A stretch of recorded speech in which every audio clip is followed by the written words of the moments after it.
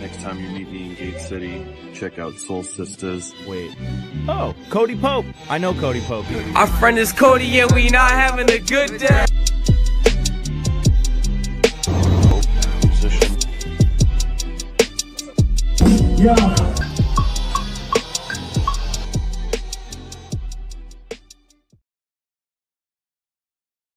Hey, what's going on, everybody? Thank you guys for tuning in to another episode of Cody Central. If you're here for the first time or if you're here every week with us, drop a comment. Let us know what city and state you're watching from. Big shout outs to Keith, Jennifer, and my brother Ryan, who are all already in the place tonight. Thank you guys for being here early. I appreciate you guys. We got a fun one on deck tonight. So before we get into our episode tonight, like I said, just drop a comment. Let us know where you're watching from. I'm going to go through some of our of the week things that we normally do. So first things first, music of the week. So for this week, I picked the song Done by M. He released a new remix of it. So this week I picked the new single released by one of the region's hardest working independent artists, someone I'm grateful to call a friend, Massachusetts' own M. He recently released a remix of his track Done that was produced by his EMS comrade Core. This is a great joint because the beat is consistent and simple enough to keep your head nodding, and it gives you the space to really dig into the lyrics that are being said. M. always has something impactful to say, and he uses this one to really remind people not to get lost in the nonsense that the media tries to feed you, and really just being comfortable carving your own path. So that one is on all streaming platforms right now. It's called Done by M.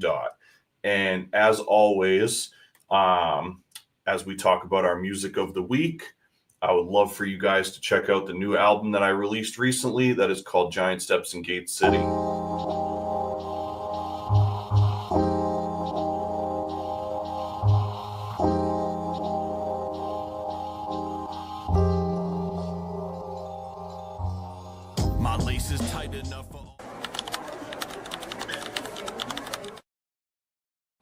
Thank you guys for all the feedback on the new album and stuff too. Appreciate you guys been supporting it heavy. We got some other people in here. Shout out to my brother Ryan, who said he's tuned in from Gate City. Much love. Shout out to Megan. What's up, Megan? Shout out to Scott. What's up, Scott? Shout out to Jill. Jen is tuning in from an unknown town. Shout out to Jen. Appreciate you guys all for being here tonight. So if you just tuned in, music of the week was Done by M. We also got our movie of the week this week. So I actually have two choices for movie of the week this week because one of those rare weeks where I came into some good stuff. So my first choice for movie of the week is Dogma, which came out in 1999 and was directed by Kevin Smith. So I own multiple copies of this. I've seen it a zillion times, but it never gets old. In fact, it almost gets better with time, despite a few moments of silliness throughout. This weekend, I broke out my OG double disc DVD copy, and it was a stark reminder of why I love physical media. Even the DVD menu makes you laugh before the movie even starts. The cast is in prime form. This movie couldn't have been cast any better. The writing is hilarious. It's heavily driven on dialogue and conversation per most Kevin Smith movies, but this has such a unique questioning of faith and identity that I feel like so many of us have experienced in one capacity or another. Smith always finds humorous and relatable ways to share tales of struggle and obstacle, and I'm so excited to see what he does with the IP now that he's finally retained the rights to it after all these years. My other movie choice that I picked for this week was Nope from 2022, directed by Jordan Peele. I'd been planning on getting this on Blu-ray from the first time I saw it in theaters, and yet so much time and opportunity passed up until this weekend. I had been on the search for this for a long time, and it wasn't often available in places near me. Eventually, my fiance found it at a Barnes & Noble's 30 minutes from us, so we made the trek this weekend, and I'm grateful to say that this was just as enjoyable of a watch from the first time that I saw it in theaters, if not more. This is one of the best fusions of sci-fi, Western, and horror that I can think of, besides maybe Cowboy Bebop for sci-fi Westerns, but I digress. The small cast has a brilliant chemistry, and it makes it so easy to be emotionally invested. I can certainly understand why this isn't everybody's cup of tea, but for me, this is such a fun watch. And yeah, so I got really lucky having two awesome movies to watch this week. And if you guys want to follow more of my movie watches, movie reviews, watch lists, all that kind of stuff, I implore you to check me out on Letterboxd. I'm not a big social media. I try not to make you follow too many channels, but if you're really into movies, Letterboxd is an awesome place where all we do is just talk about movies. So here's a little more about that.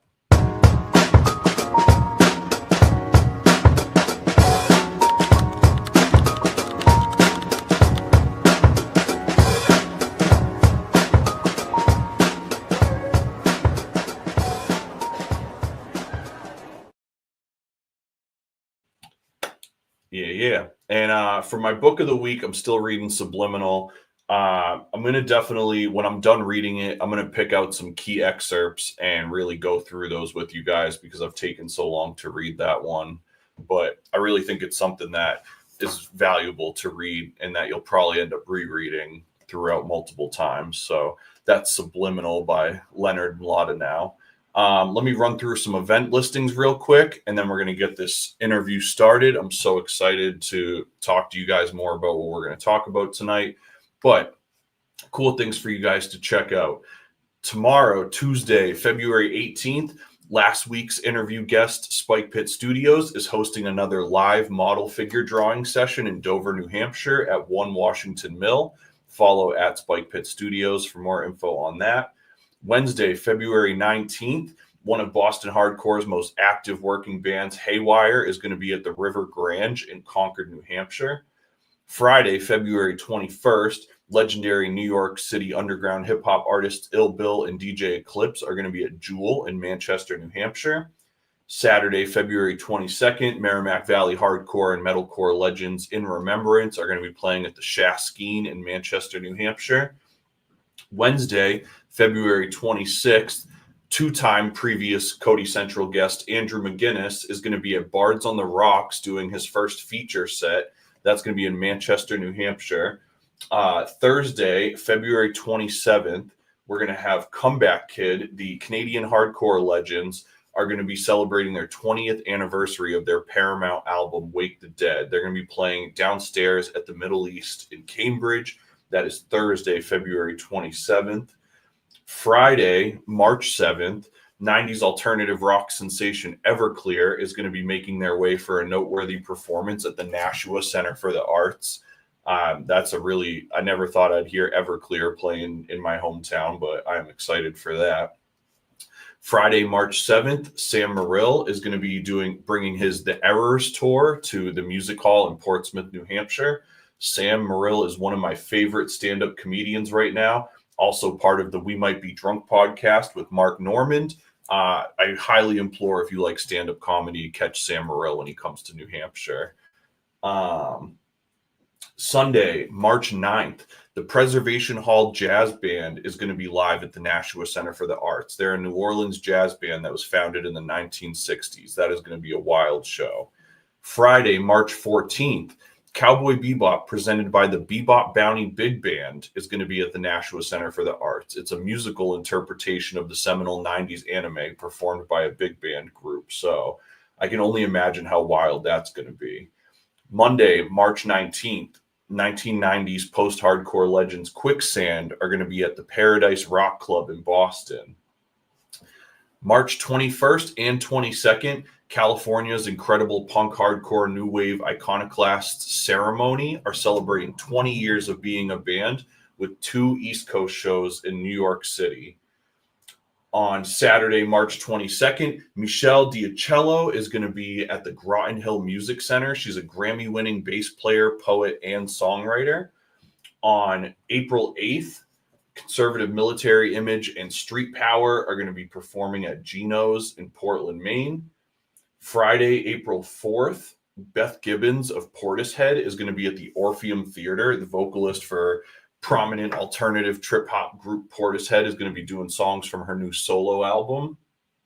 Saturday, April 11th, Sabretooth Zombie is going to be live at Ralph's with Peace Test and Colin of Arabia. It's going to be a great hardcore punk rock and roll show. Monday, April 12th, Cold Cave is going to be at Brighton Music Hall. Cold Cave is the solo project of American Nightmare vocalist and Heartworm Press founder Wesley Isold. It's often described as a collage of like dark wave and noise, and it's really influenced by like Joy Division and New Order. Saturday, April 19th, Joe List is going to be at the Wilbur. He's another stand-up comedian that I've really come to love over the last few years. You might have seen one of his YouTube specials, podcasts, or he actually has a number of independent movie features that he's done now that are really cool. He's going to be doing live stand-up, so that is awesome. May 31st and June 1st is Tied Down Fest in Detroit, Michigan. One of the best hardcore fests of the year besides like This Is Hardcore. It's going to be American Nightmare, Speed, Judge, The Wrong Side, Hope Conspiracy, Fiddlehead, Trial, tons more. And lastly, Saturday, June 28th, Godspeed You Black Emperor is going to be at Roadrunner in Boston. The iconic Canadian post-rock group is making their return to Boston for a long overdue rescheduled performance. This is an amazing group. They do very like ethereal instrumental music, very avant-garde. They do a mix of like visual projection as well. It's going to be really intense. So really excited about that. Man, I love to see that the comments are going off. Jen said, love the movie Mamma Mia. That is a classic for sure. Scott's asked, when is the next hip hop show? Please let me know. So the next Cody Pope and Byron G shows are going to be in April. So April 11th, we're going to be in Lowell, Mass at Kodo.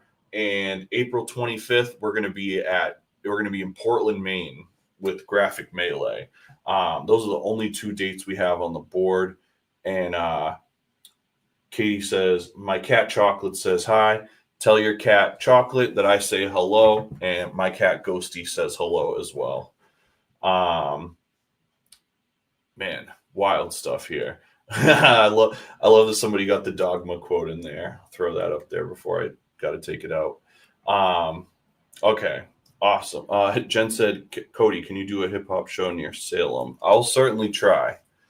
We don't always have the luxury of picking where we get to perform, so it's kind of tough. But nevertheless, we got an awesome show for you guys tonight. So I've been really lucky to know these guys for a number of years. Yo, thank you. My man Sean said that Moobies hat is spectacular. You know, I had to wear the Moobies hat while doing the Dogma review tonight. So, somebody asked if they could see Ghost. I don't have Ghost with me, but let me see if I can pull up a picture of her. It's not going to look good through my webcam, but she's the greatest little thing. Let me find a good picture of her. Don't worry, guys. I am holding up the podcast so I can show pictures of my cat. That is a little Ghosty. She is 7 years old and the love of our life. So I've been lucky to know these guys for a number of years. The duo I have joining us tonight have released a number of self-published comics and books through their imprint Zendrites. Without further ado, please drop all sorts of comment applause and say what's up to my guests tonight. First, I introduce you to Zendrites writer, Mike Clinton. Mike, what's going on? How we doing? Here. And I would also like to introduce Zendrites illustrator, Ken Condon. Hi, hey everybody. How you doing? Hey, what's going on, guys? I'm so glad you guys could join me tonight. Thank you so much. So happy to be here, Cody. Thanks so much for having us. Oh, absolutely. Yeah, this is great. Long overdue. Everybody saying what's up. We got a high Mike and a high Ken going on here. Hi, everybody. Oh, thanks, guys. A lot of loyals in here. So as always, whenever I start the show, first things first, the chat is open for Q&A as long as we're live tonight. So any of you guys in the chat that have questions for our guests, please drop them in the comments. And the ones that we see that we think are interesting, we're going to throw them on screen and answer them for you guys. So with that, open the floodgates. We're living in the future over here.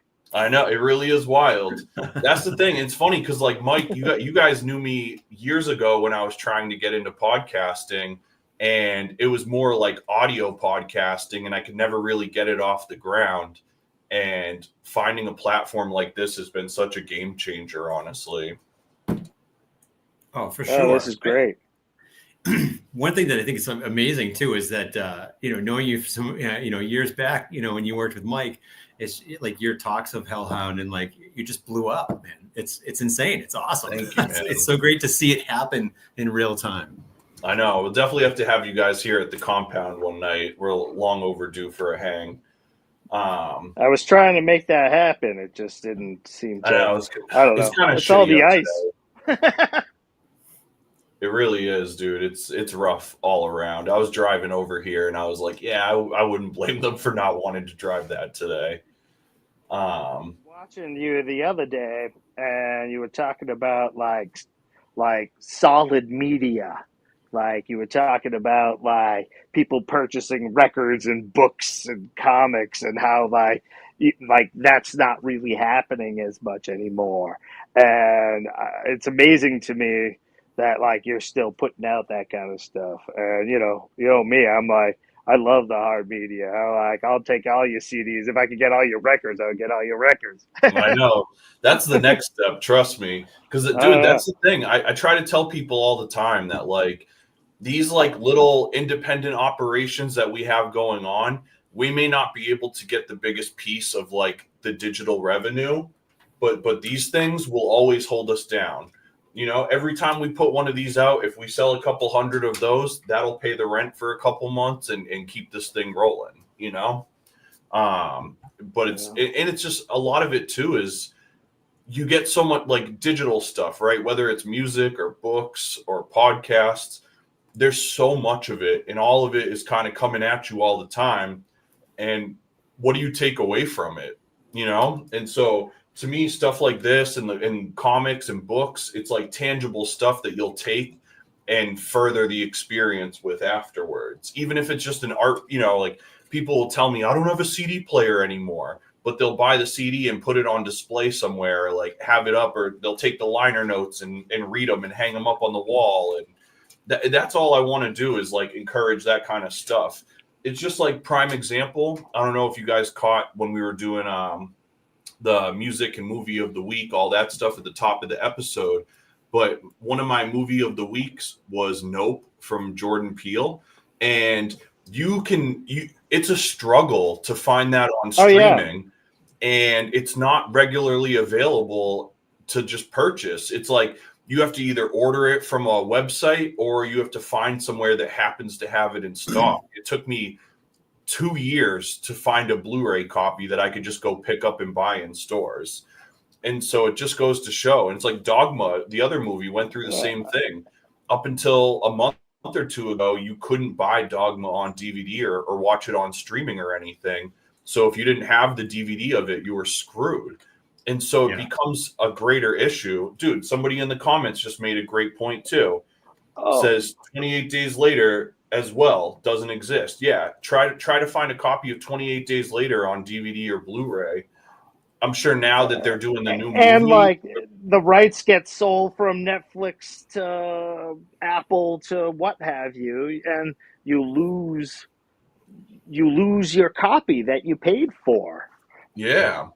Yep.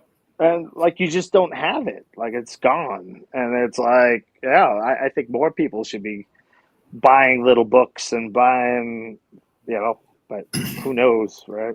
And I do think the tide is going to change though, or is slowly changing. I see the hope in some of the younger people that my daughter, for example, just buying records and being interested in records, like having the vinyl, having the liner notes, being able to read something and having like a special edition of something, a colored vinyl. It even talks of like tapes coming back. I'm like, what's going on? Like, I think that there's, when you grow up in the digital age where nothing is tangible, the idea of having something tangible in front of you becomes novel. To us, we grew up with that, and that's what we want to have it back, and they just want it in general. And we're living in the time where, like, we can create these things, like people who are, not under the big umbrella of the giant capitalists could still go and print a comic book for a couple $100, or can like print a zine, or can, you can make records and CDs, and that was never available to people. Like, I used to work in TV news, and like the technology on our phone is better than when I was working in TV news 20 years ago. And like, you could just make a movie on your phone. Like, there's nothing stopping you, right? Literally. That was one of my big things. Was I never wanted to get involved in video because I thought that it was like, and I obviously it still is an art form, but it's like, I thought it was this like untangible thing that I would have to dedicate my life to. And I eventually got a job in marketing, and they like needed me to do videos for social media. So I like downloaded a video editing app, and I was like, oh my God, like, what have I been holding out on doing this for this whole time? And, now we do the show video. I put up clips twice a day on YouTube. I've edited a documentary that I worked on last year. It's like, you just have to like dive in and kind of take the risk now. If you're willing to risk it and like watch videos on how to do something, you can pretty much figure a lot of this stuff out and get shit made. And why not? That's the thing, right? It's like, why not do it? That was 100%. Cody, do you dabble in AI at all? Have you been playing around with that stuff? So I haven't used AI on like an artistic front too much. I've kind of dabbled with it just for like stupid stuff. I will say the best application of AI that I use right now is actually for doing the clips from these episodes. So some of these episodes, they'll end up anywhere from an hour to, some of these episodes have gone on almost 3 hours. And it just all depends on who you're talking to and whatnot. So What I'll do is, there's an AI program that will make clips out of your full length videos. So I can take so like when this episode's done, once it loads up, I'll probably go on tomorrow morning. I'll drop the episode into this AI program, and within like a half an hour, it'll generate like 30 or 40 of what it thinks are like the best shorts. And then I'll take those, caption them, and put them up twice a day on YouTube. That's awesome. It's stuff like that I think AI will be helpful for. This was like a really interesting combo that we had last week, because we had like a visual artist on the show last week as well, who was like pretty abhorrently against AI, understandably so. Mm-hmm. And the thing that I've always felt was like, AI is happening whether we want it to or not. And so the best thing we can do to get ahead of the curve is to start implementing it in the ways that we want it to be used, rather than letting it dictate how it's going to do stuff for us. I don't need AI to write copy for me or to design cover art for me. I need AI to do like menial tasks that I don't want to do, such as making 40 micro clips of a 3-hour episode, things to that nature. Yes. Where it's like, I don't want AI to do the things I want to do. I want to create, I want to make music, I want to design graphics, I want to do these things. What I don't want to do is the menial labor that takes away from my creativity.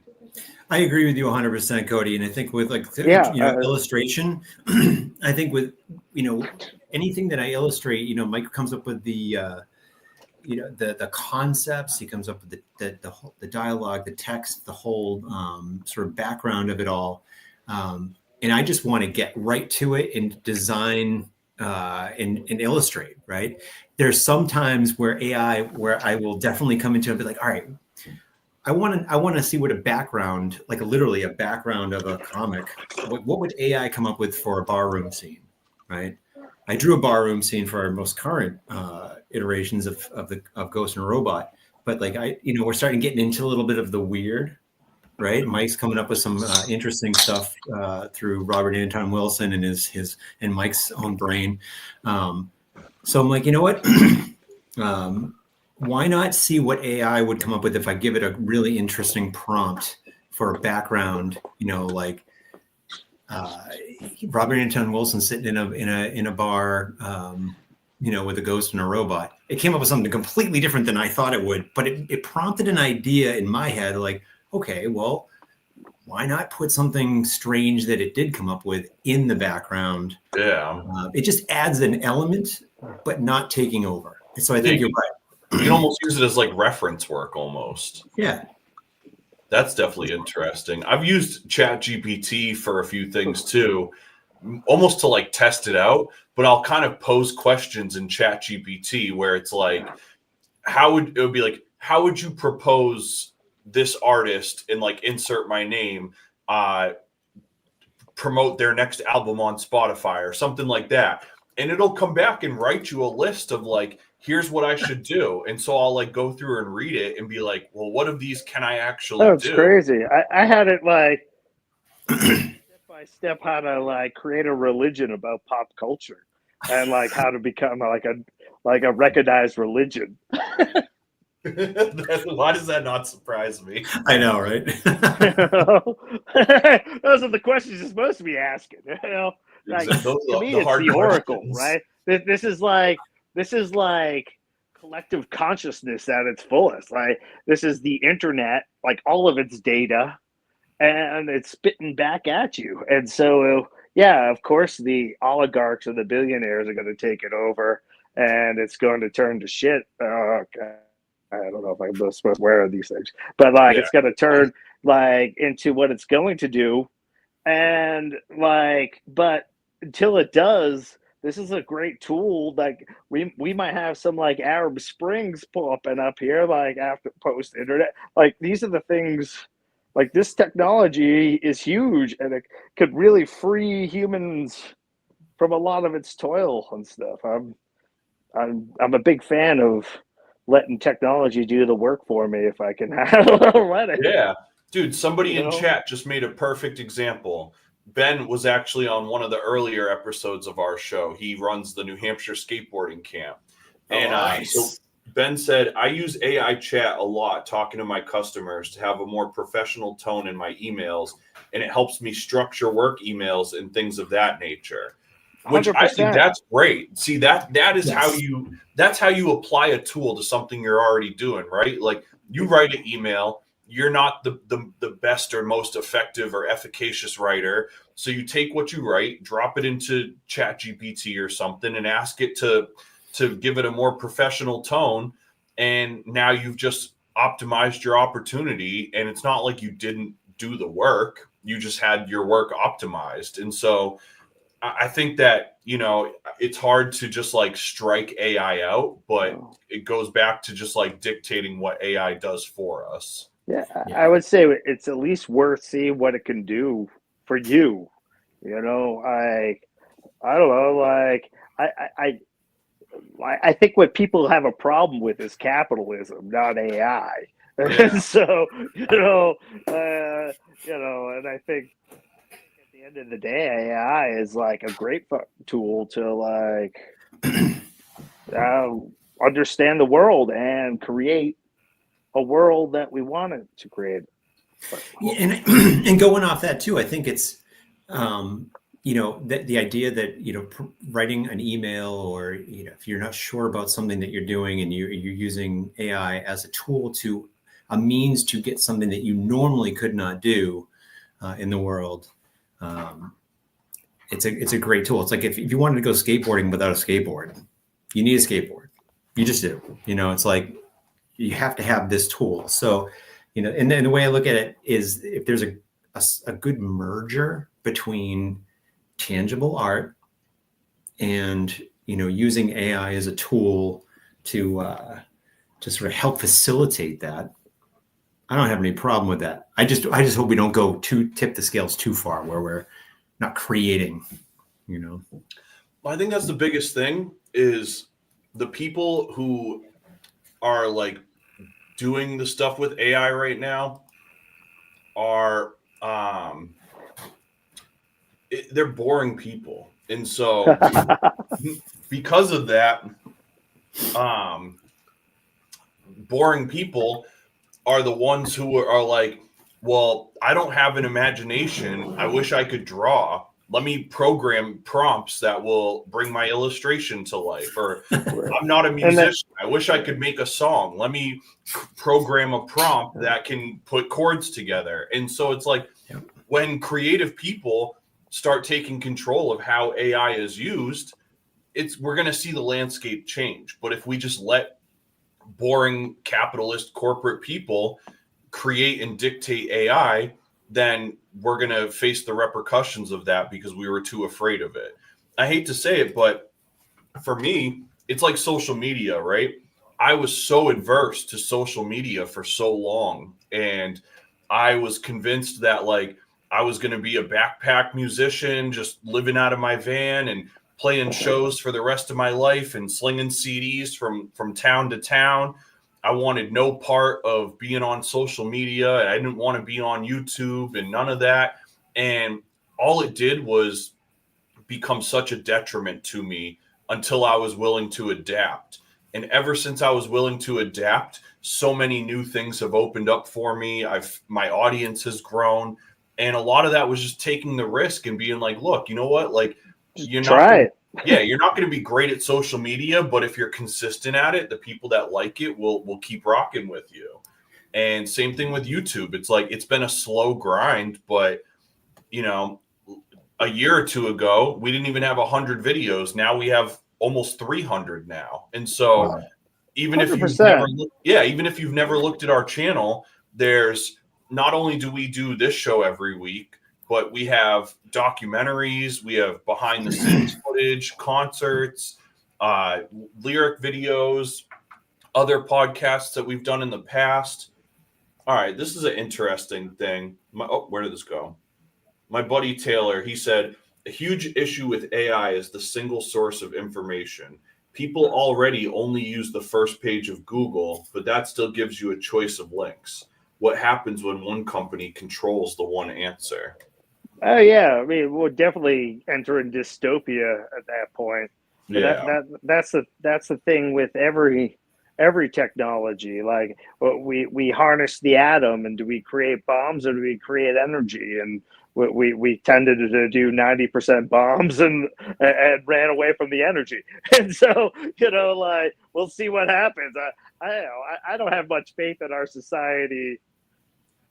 But we made it this far with 7 billion people, so we're doing okay. I tend to go. It's funny that Mike and I, you and I are like a weird yin and yang. Like we come together in certain ways, but like I tend to hold out a lot of hope, and I'm probably gonna be like shut down. But I mean, yeah, not saying that you don't, but that's sort of my idea with the Ghost of Robot now. Like the robot is society's like technology, and the ghost is like sort of our soul, and they're both part of who we are, and we have to, as a society, figure out like what's that balance is going to be. And as a society right now, it's all about making money, and so it's going to be run by one person if we let it happen that way. Yeah, you're definitely not wrong there. And I think, Cody, you had a good point with, the way that your journey through media has gone. It's like, for me, looking at what you've done, it's consistency, it's quality of art, but it's also consistency and reliability. So like when, there's people that, come and go, all the time, right? You're going to see videos and they're gone the next day. Maybe something good has happened or whatever. But if there's consistency and people can start relying on, consistent, you're putting out stuff enough that people are like, oh yeah, remember that thing? Oh yeah. Oh wait, that's this. And then you have a following, and then people can rely on you. They feel comfortable with what you're putting out, and they actually look forward to it.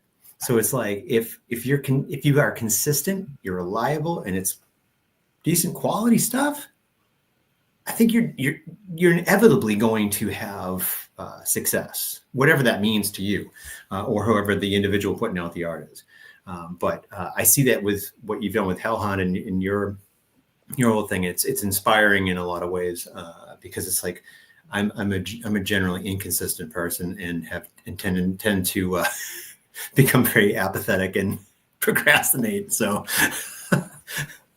Well, I appreciate that, man. That means a lot. I think one of the biggest things that I've kind of figured out over these last few years, and Mike will probably remember this because I relayed a lot of this when we were working together, but I was always it's not like a bad thing, right? But I was a stickler for quality. And so the idea of doing a music video, for example, was I would have never done my own music video. I need to find the Cody Pope of music videos and work with that person who spends all their time doing video the way that I spend all my time doing the music.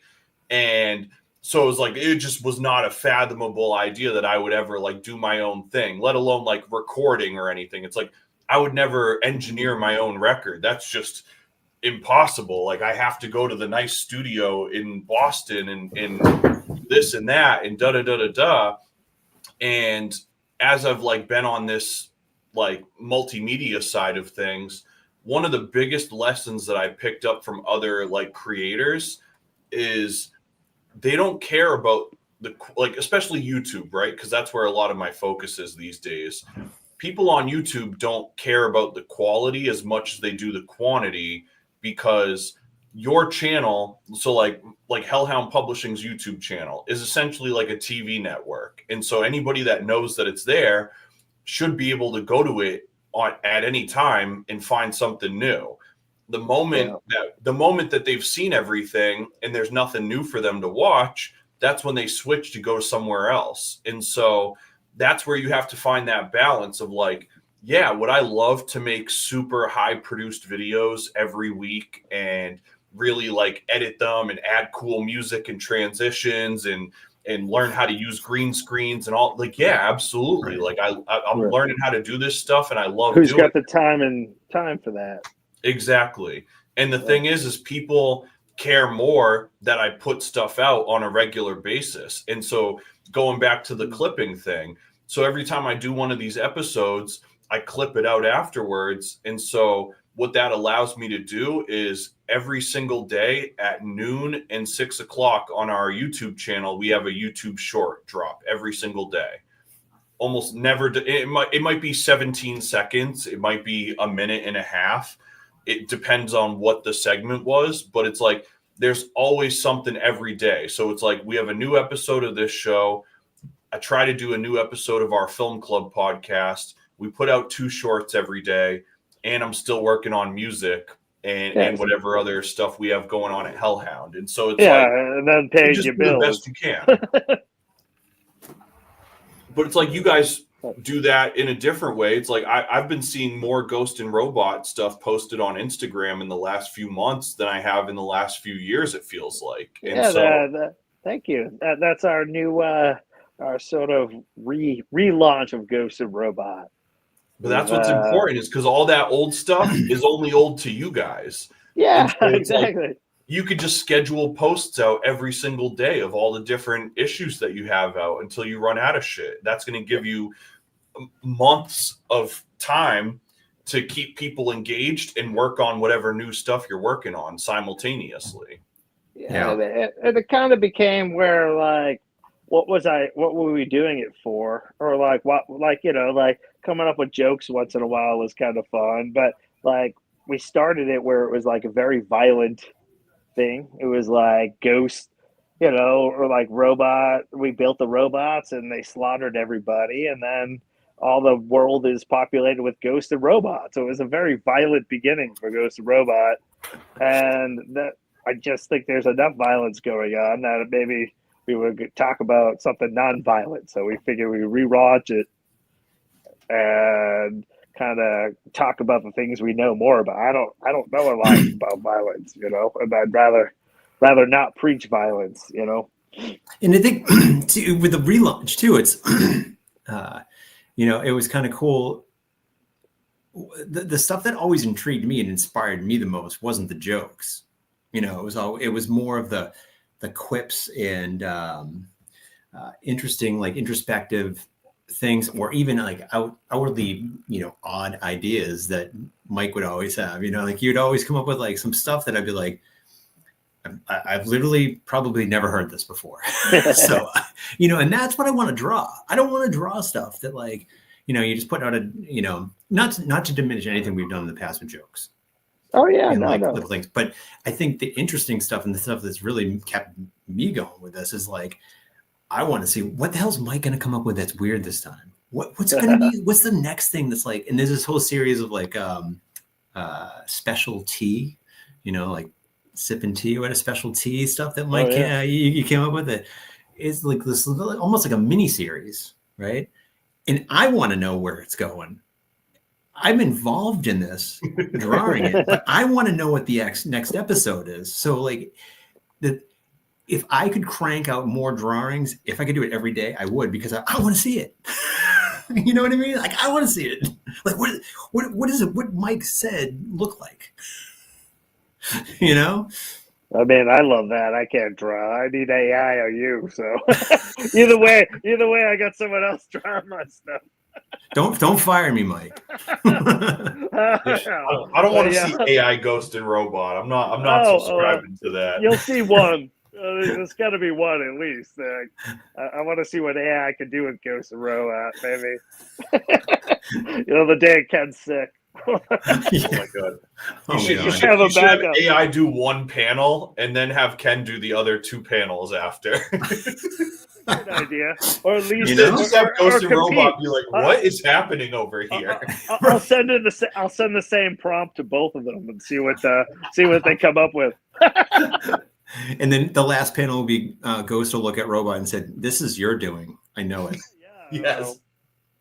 Well, we'll see. We'll see where it goes. Oh, I love that. Yeah, I mean, it's crazy where like creating like the solid media, we did our kids' book, and it was mostly just to be like, can we like publish a book? And we were able to do it. And it was like, it was hard. Like there was a lot of steps, but it was like back to that like old media stuff. Like we wanted that book like on our coffee table, and that was the motivation to do the kids' book, and that's the one that people ask me about the most. Dude, it's funny. I literally had that lined. So I have like a thing of questions for you, and I literally had that lined up like midway through my questioning, and I was like, one of the things that always surprised me and interested me knowing you guys was when I found out about Sun and Flower, the children's book. And so I mean, you kind of just went into it, but like, what inspired you guys to do that specifically? And what was the process of getting that published on hardbound book? Like, yeah. Do you want me to take that, Ken, or do you want to go with it? I mean, I'll start off with like what I remember. It was, you know, like we would just sit, Mike and I would just sit in an office at where we were working and just be like, oh, what can we do? Let's, and I always wanted to do a children's book. It was, I don't think it was ever on Mike's radar at all, like to do that, but you know, Sun and Flower as a children's book. And once, like, almost like I felt like I prompted you, Mike, like AI, and you were just like, you just ran with it and came up with this story, and it blew my mind. I'm like, oh my God. Then we went to a bar and sat and talked about it a little bit more. And there was this epiphany moment where like the story arc was happening. And then we walked out, you know, we had a few beers, we walked out, and Mike turns to me, we're at a crosswalk, and Mike turns to me and he goes, oh, in the end, spoiler alert here, in the end, the big reveal is sun there's a Paint the rainbow. rainbow. Yeah. And it's like, and it just like, it tied everything together. And I just went, oh my God, that's, and then it would just had to happen at that point. But Yeah. So we were doing, so like our first comic was The Ghost of Robot, but basically, like, it was just like, Ghost of Robot hanging out at the bar. Ghost, Robot had killed Ghost at one point, and Robot the first comic is like, remember when I built you, and remember when I destroyed your family, along those things. And but then we kept doing like little single panels. So we had a Sun and Flower. Sun and Flower was a little comic, and they were like edgier. Like, I don't know, they were like talking about farts and like, I don't know, it wasn't like a kid's book thing, but I think your daughter liked like the characters or something. That's what you told me. You're like, oh, like they kind of likes the characters, Sun and Flower, and so we kind of put it together, and then like 6 months into it, Ken had like the 12. Oh, I wrote a script. He wrote, he took the script, and then Ken scrapped every single thing he drew and started it over again after 6 months. Yeah, and I literally had the entire book drawn, and when I showed it to a couple people, and especially my wife and my daughter, they were like, "Sun's a little scary." So I was like, "Oh." So then I just wiped it all out, and then I just redrew the entire thing. Stayed up like late nights. Showed it, and then I was just like, Mike, I redrew it. And he was like, what? Yeah. I would say like, so I would say from like start to print, it took us about a year. Yeah. So we came up with a concept over a bunch of beers, of course, and then wrote the script, and then Ken started doing writing, and then we started like showing it to people eventually, and they would edit it for us and like look at it, and and after 6 months, Ken canceled it all and started it over again.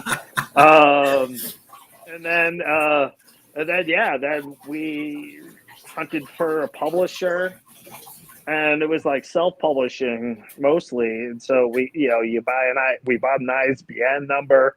We found a publisher in Canada, and I'm sure I found it through some website or something, just searching what were people doing. I was researching the place in Canada, which were great, by the way, except for the fact that they took vacation when we needed them for the second printing, and then you have to pay like fees for it to come over the border for some of the stuff. And so, is that a tariff? Yeah, maybe back in tariffs these days. Yeah, it was something, but it was like, at the end of the day, it was like, it cost us about $11 a book to print, for a kid's book that's like, what, 32 pages long or something. Yeah. And then we were selling it for about 20.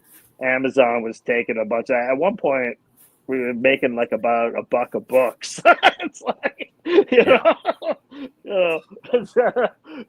kind of hard to motivate to make the second one after that. I know. That's so tough too, because I've dealt with the Canada stuff before, because we have an artist on our label from Canada. So when his album came out, we were getting a lot of Canadian orders. So I would bring them to the post office and ship them out. And of course, it would cost me extra. But then the person would receive it, and they would have to pay extra. And so then it was like this whole like cluster of like, what are we doing wrong here? Like shipping this stuff. And at one point, like, luckily there was somebody really cool in Canada who like was like, yo, let me just buy like 10 copies. And I was like, yo, please do. I was like, that would be huge. And they like distributed them to their friends and shit. Like, and now they have a credit. They're a distributor. I know, right? Yeah, they put it on their resume. Having a tangible book, though, like a hardcover book, that really that meant more to me than anything, more than anything I'd really put out as an artist before that. Like, and to this day, it's still, even if, what's that, 2014? Mike. Like, And must be 10, 11 years now. 10? yeah, and even to this day, like not even 2 weeks ago, I had a couple people ask me about the book and if they could get them. Like, they literally don't exist anymore. Oh yeah, Sorry. people ask for the second one a lot too. So Which is almost done. I was going to bring mine to the studio and make you sign it tonight, Ken. I got a signed one from Mike, and it just needs your signature now. Oh, we got to get up there. I'm saying, all right. So I want to show people. Let me see if this works real quick. I have your site queued up. I want to show them the website a little bit. That's good. It was down the other day, so thank God. It's tough being like your only person when you're like the two of us are like, they're like, oh yeah, this is my new reboot of the site. So if you guys go to Zendrite.com, you can check out Ghost and Robot, Sun and Flower. I'm going to talk to you guys about Maybe Day in a bit. You can learn about these guys, but I really think you guys should check this out. It's really cool. Ghost and Robot is one of my favorites. So I love coming on here from time to time and just like going through some of these. Yeah, so these are all the new ones here. This is the relaunch. It should have all 8 plus a couple holiday specials in there. And the sort of the cool thing I like about the reboot is that it's like a sitcom where, you know, you sort of have, in a sitcom you have sets, and right now the set is a bar. Yes. Right? It's made it easier to just write. Exactly. Yeah, they meet in a bar and they chat about some weird shit, and why not? Because when you watch a show like I don't know, it could be anything, even back as far as like Family Ties, or even as current as Abbott Elementary. There's a setting, and you can rely on it, you know. And it's right now it's the bar. Oh, hey, we're back at the bar, and you can hear almost canned laughter in the background, and be like, I don't know. Yeah, I love we Cheers, certainly. so I'm a big fan of hanging out at bars. Well, agreed. And at a certain point, they say, create what you know, right? And I don't know. That's a scene I recognize. For sure. And isn't that where some of the most, brilliant plans have been devised in, sort of seedy backdrops of bars and speakeasies? I would say so. I mean, it's the places where people can be comfortable and talking. Otherwise, we're all just stuck in our houses thinking. Seriously. Or distracting. Most of us are distracted. But yeah, like American Revolution, that was in a bar. Yeah. Bars. Oh, sure. I mean, this new, like, where you were just like, I'm thinking of doing like a single, like, kind of set piece, as you were saying, has really like opened it up for me. I was just like, oh, this is awesome. Like, I could just like, I don't have to focus on like multi panels, or I can just focus on like, what are these people talking about? And I can just go along with it and do whatever we want. I love that the comment says I can confirm that Cody loves hanging at bars. Now, here's a thought. Here's a meta thought. You can see the comments. We got to get Cody to visit the Ghost and Robot bar. Oh yeah, dude. Say when. Next week. I'll write them in next week. Dude, you know what's so funny about that too is, so the guest that was on last week, his name is Spike Pit Studios. His name is Adam Gouveia. He's like a comic illustrator and artist and stuff as well. And one of the things that got us talking was he did this illustration. Of course, I don't have the fucking.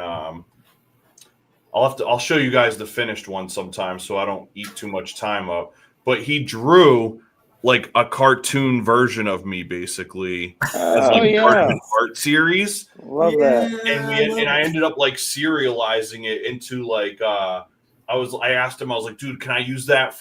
He was inspired by my album Not Having a Good Day. So it's like me with a bunch of like rain and thunder like coming down on me, and just me like yeah, right. And I was like, dude, can I use that for like a re-release of the album? And he was like, absolutely. And I've just like never got around to doing something with it. But I'm like, it would be so cool to have him put that character inside Ghost and Robot with you guys and have all of us there at the bar. Oh my God. And that's an interesting concept. Like, why not have guests, like real life people that are, that have guest appearances in the bar. That would be so fun. I'm all for it. I think next week's writing itself. I think so. That's less work for me. I love it. Yes. Oh my God. I'm already, thinking of ideas too, like Ghost and Robot go to a concert. Like, what's going on? Like they say to the bartender, what's going on in that back room there? Why is there all these lights? And you open up the door and there's Cody on stage. Oh. Yes. Oh my God, that would be awesome. I like it. Now we got to give the people what they want. And then there'd be something for, you could use it as post fodder, Cody. Right? And we could make books or prints even. Oh yeah. If we did a strip, we could do it on prints and let people buy it. Well, that's actually sort of the next thing we're trying to figure out is like I started printing out like each comic as like a postcard. Yes. And so because they're just single panels, and then like you can almost like collect the postcards as you would like a trading cards or something. Dude, I kid you guys not. That I think that would do so well, dude. One of the things that we started doing a few years, well, I guess now we started doing it in like 2017 was we started doing like posters that coincide with like the different album releases that we have. Oh yeah. Let me grab them. Yeah. That's awesome. I have some on the wall here, but they're kind of hard to see. But that stuff looks awesome though. See, that's the kind of stuff that I think people love. I think people love having, things that they can, I don't know, just tangible art like that. It's yes, dude, I exactly. mean, that's what I like, so it's like, yeah. So every album we'll make a poster. So like we made this one for the most recent album that we did. And yeah. I'll get a batch of them and I'll hand frame like 10 or 20 of them. And then I'll leave the rest unframed, and we sell them at shows. And we've done that for the last like 6 or 7 years. And people will send us pictures of having them hung up in their house and stuff. And it's just like so cool to think like, man, people like wake up and go about their day, and they got to look at my album or look at our poster or whatever. So right here, dude, somebody in the chat, shout out to Ryan. Has one on a wall in a frame. Yeah, right. I love it. But that's the thing. That's gonna be the coolest feeling, though, right? I gotta ask you, Cody. Like, for you to know that people like have your stuff and like just knowing that you have that, right? Like, I don't know, that feeling of it. I mean, we can say it from like the perspective of like our books, but like. Isn't that feeling just the coolest friggin' thing? It really is, man. That's the thing I think about a lot, not to be like wholly, philosophical or whatever, but it's like a lot of these times when I do these projects, like this Giant Steps album that we just did, we spent like 2 Great years. album, by the way. Thank you, man. Appreciate that. I got the we CD. spent like 2 years working on that. And so when it came out and it was done, like having these physicals and like knowing that people have this like at their house and can pop it in at their own discretion and stuff is like, if I'm not here tomorrow, dude, I'm happy. Like, cause I have all that like, that's who I am. You know what I mean? Is like, I'm not the person that's like at the job or the person on social media. Like, this is who I am. And so it's like, this is what I want to be remembered by. And if all I have is a Spotify profile, it's really hard to remember me by that when I'm not here begging people to follow it. Yeah, that's literally, you nailed it right there. The legacy, Look, right? we got What are that you a lot leaving with the behind? kids' book, I would say. Like Exactly. the Sun and Flower. Like I would get people being like, "This is my kid's favorite book." They have a bookshelf full of books, and they go pick a book to get read, and that's the book they pick, and that's pretty cool. That is It so really cool. is. It's so weird too. It's so surreal. I'm like, really? Are you just like Oh yeah, bullshitting me right now? But then there was a classroom at Cambridge, um, Cambridge Elementary that used our book as a as like a I don't know, lesson. like curriculum, I guess you would call it. Yeah, I don't know. That's so cool. Yeah, that blew my mind. I'm like, what? what do you mean it's curriculum? They're like, yeah, we want to teach you a lesson on like friendship and being able to be kind of be flexible with your friends. And it's like, these are little kids. They used our book. I was like, to me, yeah. I That's could die great. tomorrow. If I died tomorrow, that's that. There it is. Exactly. And I love that you asked that, because I feel like this ties into what you guys subconsciously are already doing, right? But it's like these are the things that like make up who I am. Like when I complete this and this is out in the world, like I'm happy. I could die tomorrow, and I'm proud of what I've left behind. But the matter of fact is that I'm still here, and I still have this, at least until tomorrow, anyways. I have the opportunity to keep doing this and to do something more. And so like, especially with this last album, it really like put a lot of things into perspective as to like, so these are the things that I value myself in, right? How do I create value to the people around me? That's the new thing that I'm working on. And so like doing this podcast has been kind of like my first foray into that side of things, because I'm very like hyper aware of how much I ask of my audience as a musician. It's like, can you like my new video? Can you watch this on YouTube? Can you leave a comment? Can you drop an emoji? Can you share it to your story?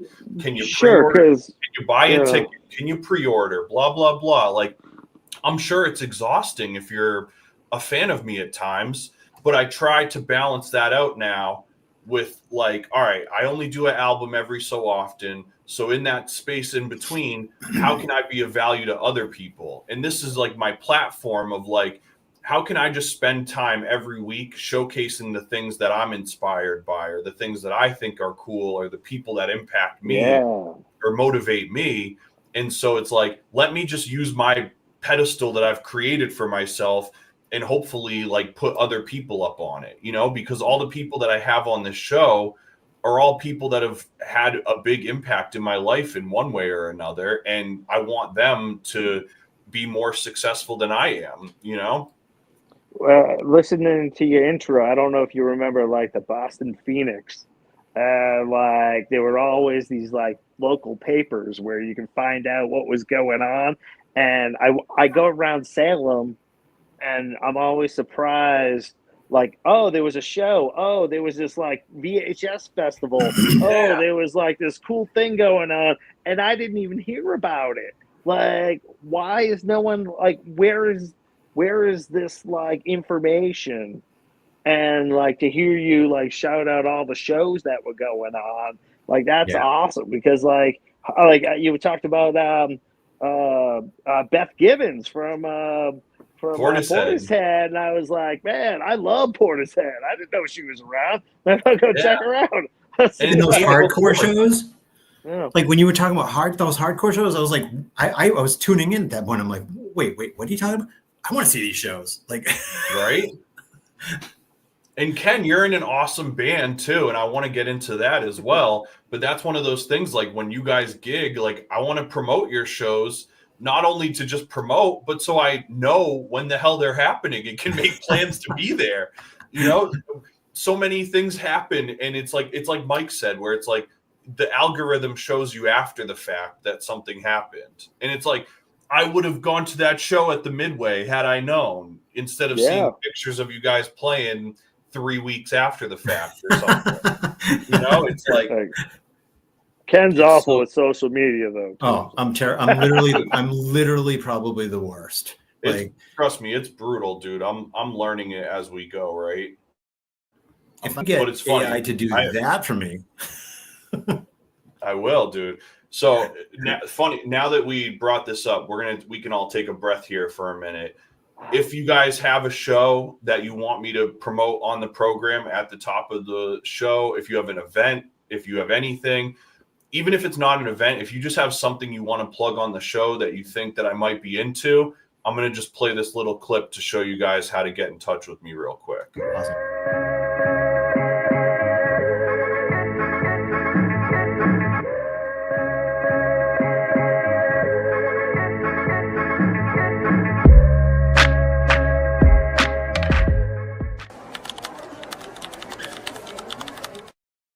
Rad. I love it. That's cool. I love it. I love it. Oh my Thanks.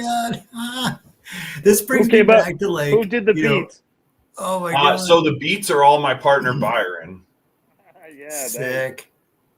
It makes me think of like, it's like almost like a resurgence of sort of like, I don't even know if I can describe it fully, but when you would tune into like shows like the Tom Green show or things like that, where it was like this underground thing, but you were so interested because it was shit that you wanted to hear. It wasn't just the crap that was just like, mainstream media stuff. It was stuff you wanted to hear about. I don't know. I love that, or Kevin Smith kind of stuff. It's like, yeah, you brought up Dogma earlier.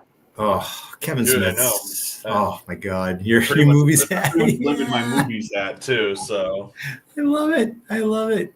Oh man, you got to do it yourself, kind of stuff. Yeah. Well, dude. Kevin Smith was actually. So I did it. My last like solo album before I partnered with Byron was called The Howling Man, and the whole story basically follows. It's like my story, but I use a lot of interstitials that compare the characters from Clerks to the characters from the Howling Man Twilight Zone episode. And it's basically about how like both of those adversities are so like vastly different, but it's essentially just like somebody yelling at the world about their problems at the end of the day. And so I tried to like correlate that into the stories I was telling. That's rad. So any chance I get to talk about Kevin Smith or Rod Serling, I always take advantage of it. They're both so insanely good. It's just Twilight Zone. I must have watched that series, through probably 10 times in my life. It's ridiculous. The guy was ahead of his time. Yeah, some of the best writing of all time. Oh, for sure.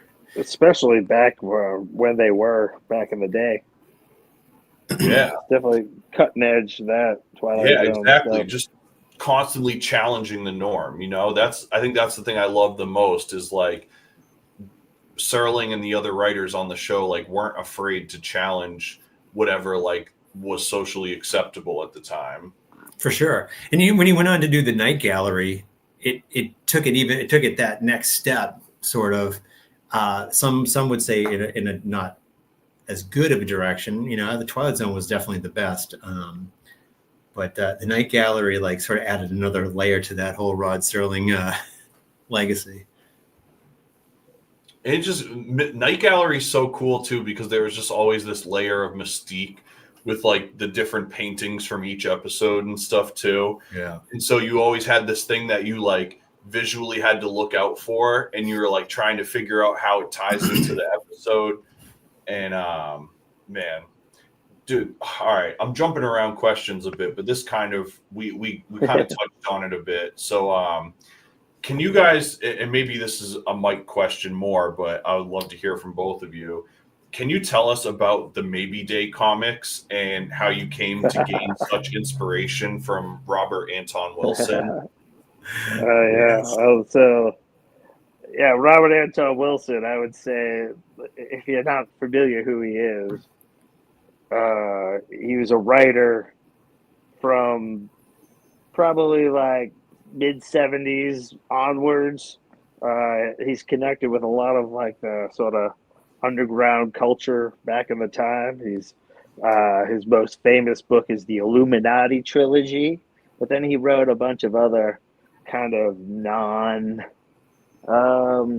fiction books. And I would say, like, as far as people who have influenced the way I see the world, other than like my parents, and like as like an adult, like he's influenced the way I like navigate the world more than anybody. Unfortunately, he's no longer with us, but like he like his books speak to me.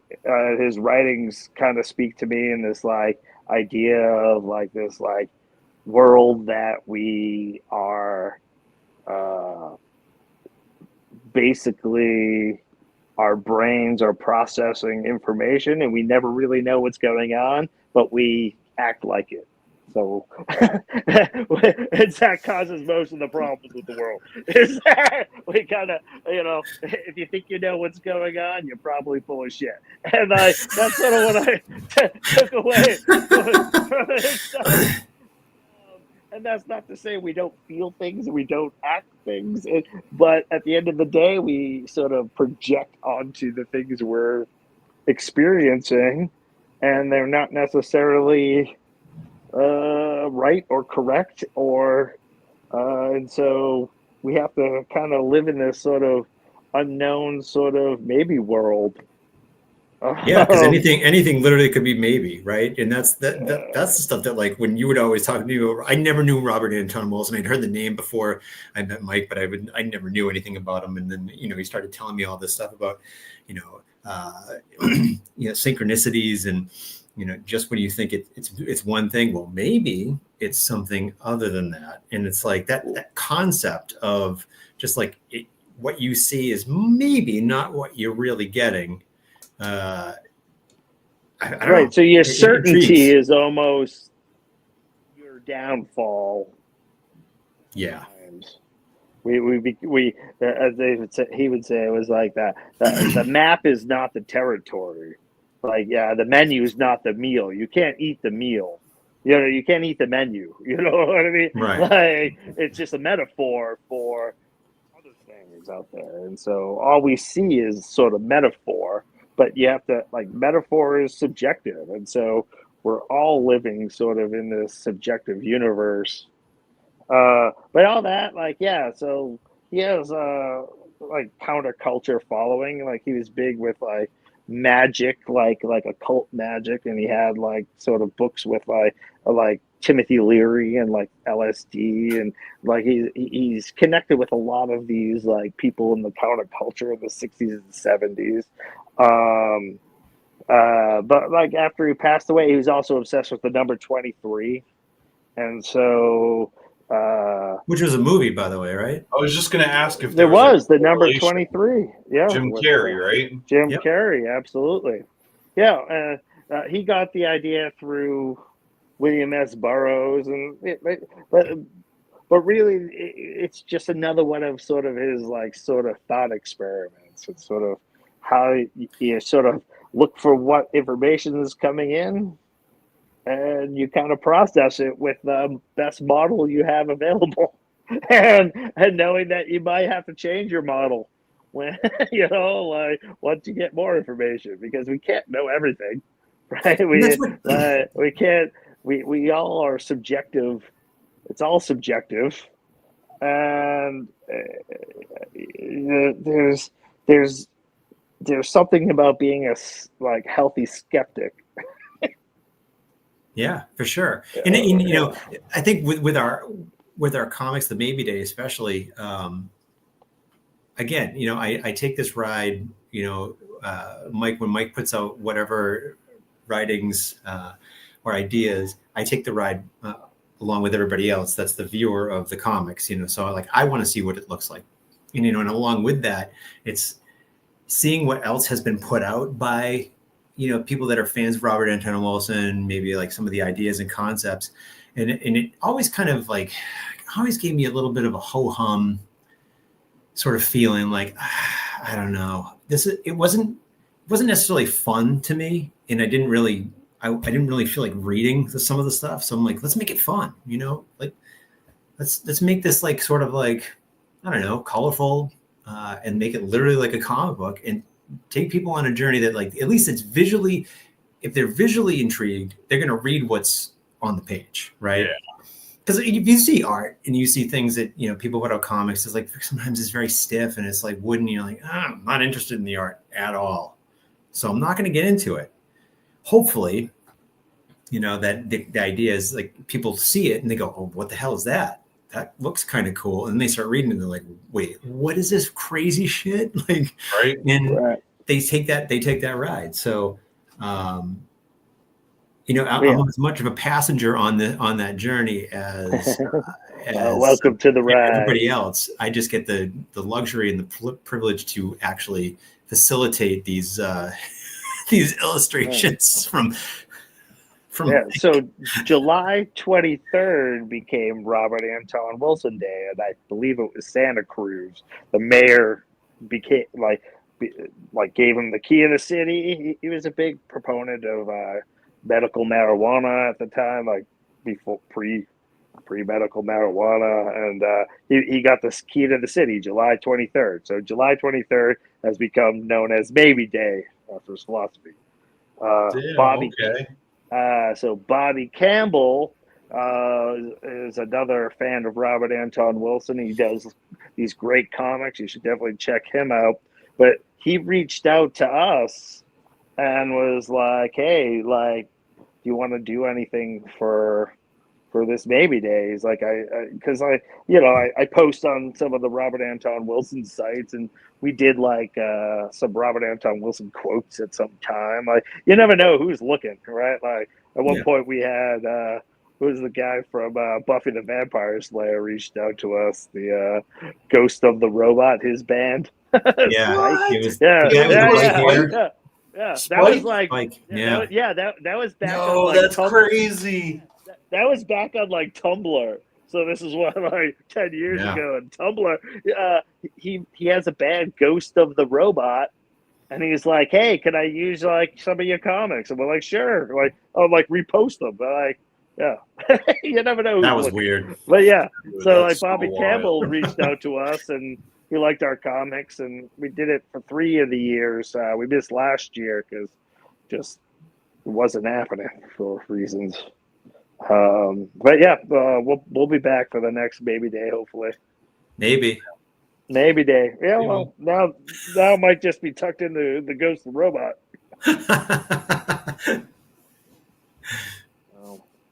Sure. But that Robert Anton Wilson stuff definitely, like, I really think more people should, like, I think we'd be living in a better world if more people like paid attention to his stuff. What would your first recommendation be to people that have no understanding of Robert Anton Wilson before tonight? Like, what would be the most easily accessible thing you would recommend for them? I get that question a bunch. It's Illuminati trilogy, like I said, is like his most famous. He was working at like Playboy magazine at the time, and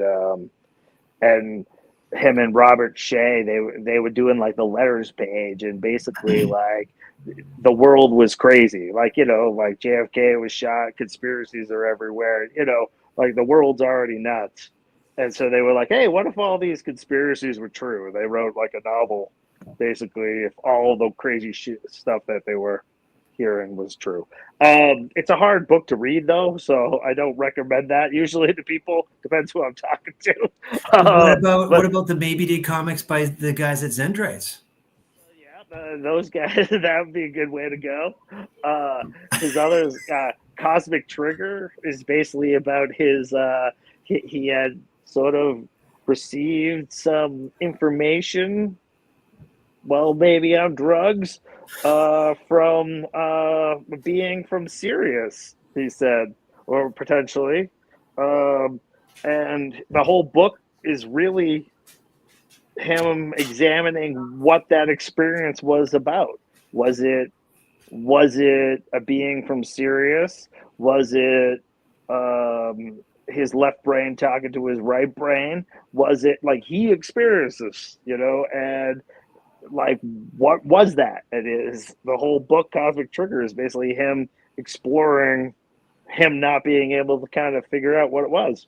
And I think that's where You know? our Navy Day comics that we did are based on, right? The being from Sirius. Yep, absolutely. And that's, I mean, there's multiple layers in those Navy Day comics, a lot from like Illuminati, but like, and then he's written books about Prometheus Rising is probably his best, like, if you want to like change your brain kind of book, where he kind of gives a little bits of like, he gives a little like things for you to do, little experiments for you to start trying to think a little bit less structured or a little bit more free. The crazy stuff is like, you know, he's kind of was involved with what they call Operation Mindfuck from back in the day. And that's kind of where like the whole idea of like fake news and like there's no real truth, it sort of fizzled from this and was kind of taken over in a whole different path. Man, You that's so wild. Man, I could probably talk about Robert Anton Wilson all day. That's what the comics are for. Right? Yeah, but I mean, it's certainly worth checking out. I don't know if it really like holds or not, but it really grabbed me at the right time in my life. Like I remember going to Barnes and Noble and seeing like the Illuminati trilogy in their little like $10 aisle, you know, they have. And it was like me and my buddy Steve would just go there like once a week just to hang out in Barnes and Noble because we had nothing else to do. And I kept picking up the book and like reading it. I was fine. I was like, I'm buying this book. I bought that book, and then like I think I own everything, well, all of his books. And like he has all these old magazines in like the 60s and 70s. I pick up the old magazines and read like the stuff he was talking about then. I don't know. He's like one of the most fascinating individuals, I think, that came from that era that gets only recognition through like movies and stuff. Yeah. Well, Mike actually kind of looks like him. Mike actually kind of looks like Robert Anton Wilson, which is I'm getting there. He needs it a little more white. Man, you just brought me back when you were bringing up the Barnes and Nobles thing, dude, because I was just talking to my fiance the other day. Remember fiance? Oh yeah, fiance! Congratulations! Oh, thank you. Man. We were talking about how Barnes and Noble used to be open till 11 o'clock at night. It was the best, dude. Every night of the week, you could show up at 9 o'clock. Go to Starbucks, grab a coffee, go sit in the magazine lounge, read a book. It was the best. Loved it. It really was. The magazine section to me, like I would go and like grab like Starlog or, you know, like some Star Wars like fan fiction kind of like thing, or read about what movies are projected to come out. And, you know, there was all kinds of weird, like, you know, that was sort of the, you know, is there going to be a new Marvel movie? But back then, there wasn't any of that. It was just like ideas, and like we barely had the Spider-Man movie with Tobey Maguire at that point. Right. But it would just be like so great. Grab a coffee, go sit there, read the magazine, and be like, "Oh man, I hope these movies happen." And then they were stuck in hell forever, so they never did. But it was just fun, you know. It was fun to do that. I loved those old movie trades back in the. I think it was actually on last week's episode that I brought up back when you could read the movie trades at like Barnes and Nobles and stuff. I'll never forget. There was a rumor about a Cowboy Bebop live action movie, and this was like the early 2000s. Yeah. It was said to have. It was going to be Bruce Willis as Jet, Angelina Jolie as Faye, and Keanu Reeves as Spike. And all through junior high and high school, you're waiting for it to happen. Like, that's going to be the best movie ever. It's gonna happen. I just know it. Yep.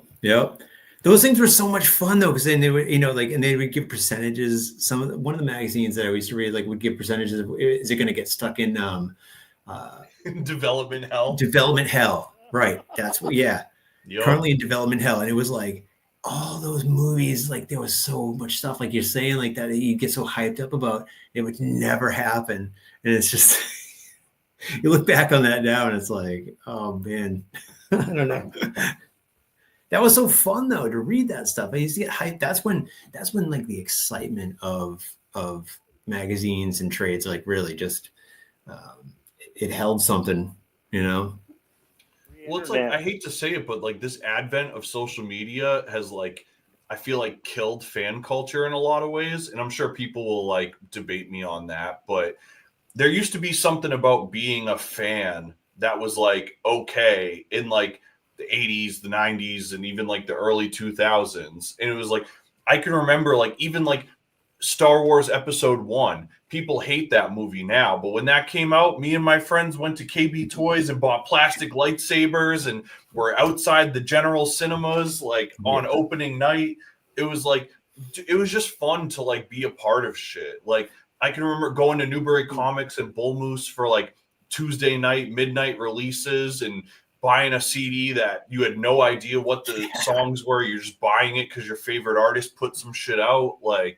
It was just so different. And now it's people are afraid to outwardly be fans of things because we're all trying to be something instead. And it's I need you to be a fan of me rather than me telling you all the things I'm a fan of. I need to be the thing you look at. And it's I don't know. I think that people are so much cooler when I know the shit that they're into. Oh, for sure. And I think, along with that too, is that there's so many opinions out there on social media, about things that if you say you were a Star Wars fan, I'm a huge Star Wars fan, but I feel if I don't give the caveat of, well, not the new Star Wars stuff, then people are going to be oh God, you're another one of those people. And it's I just want to say I'm a Star Wars fan and not have it being judged, or I know, don't ask me about my Disney subscription, right. I stopped caring. I don't care what the people you know what? I'm just gonna like the stuff I like. We're gonna talk about that. I'm done. So I worked in the summer. I worked in the city, and I took the train in, and so what that meant, I was coming into North Station, Fleet Center, or whatever the corporate owner of the TD Garden or whatever that is now. So I would. It's still the garden to me, but heading that way. But every couple nights there was a huge show, right? This place is getting sold out, and I didn't know half the people who were playing, but there were people lined up. The streets were full. People were buying cowboy hats some nights or roses that were in balloons. There was it just showed me that there is this sort of pop culture that's alive. I just know nothing.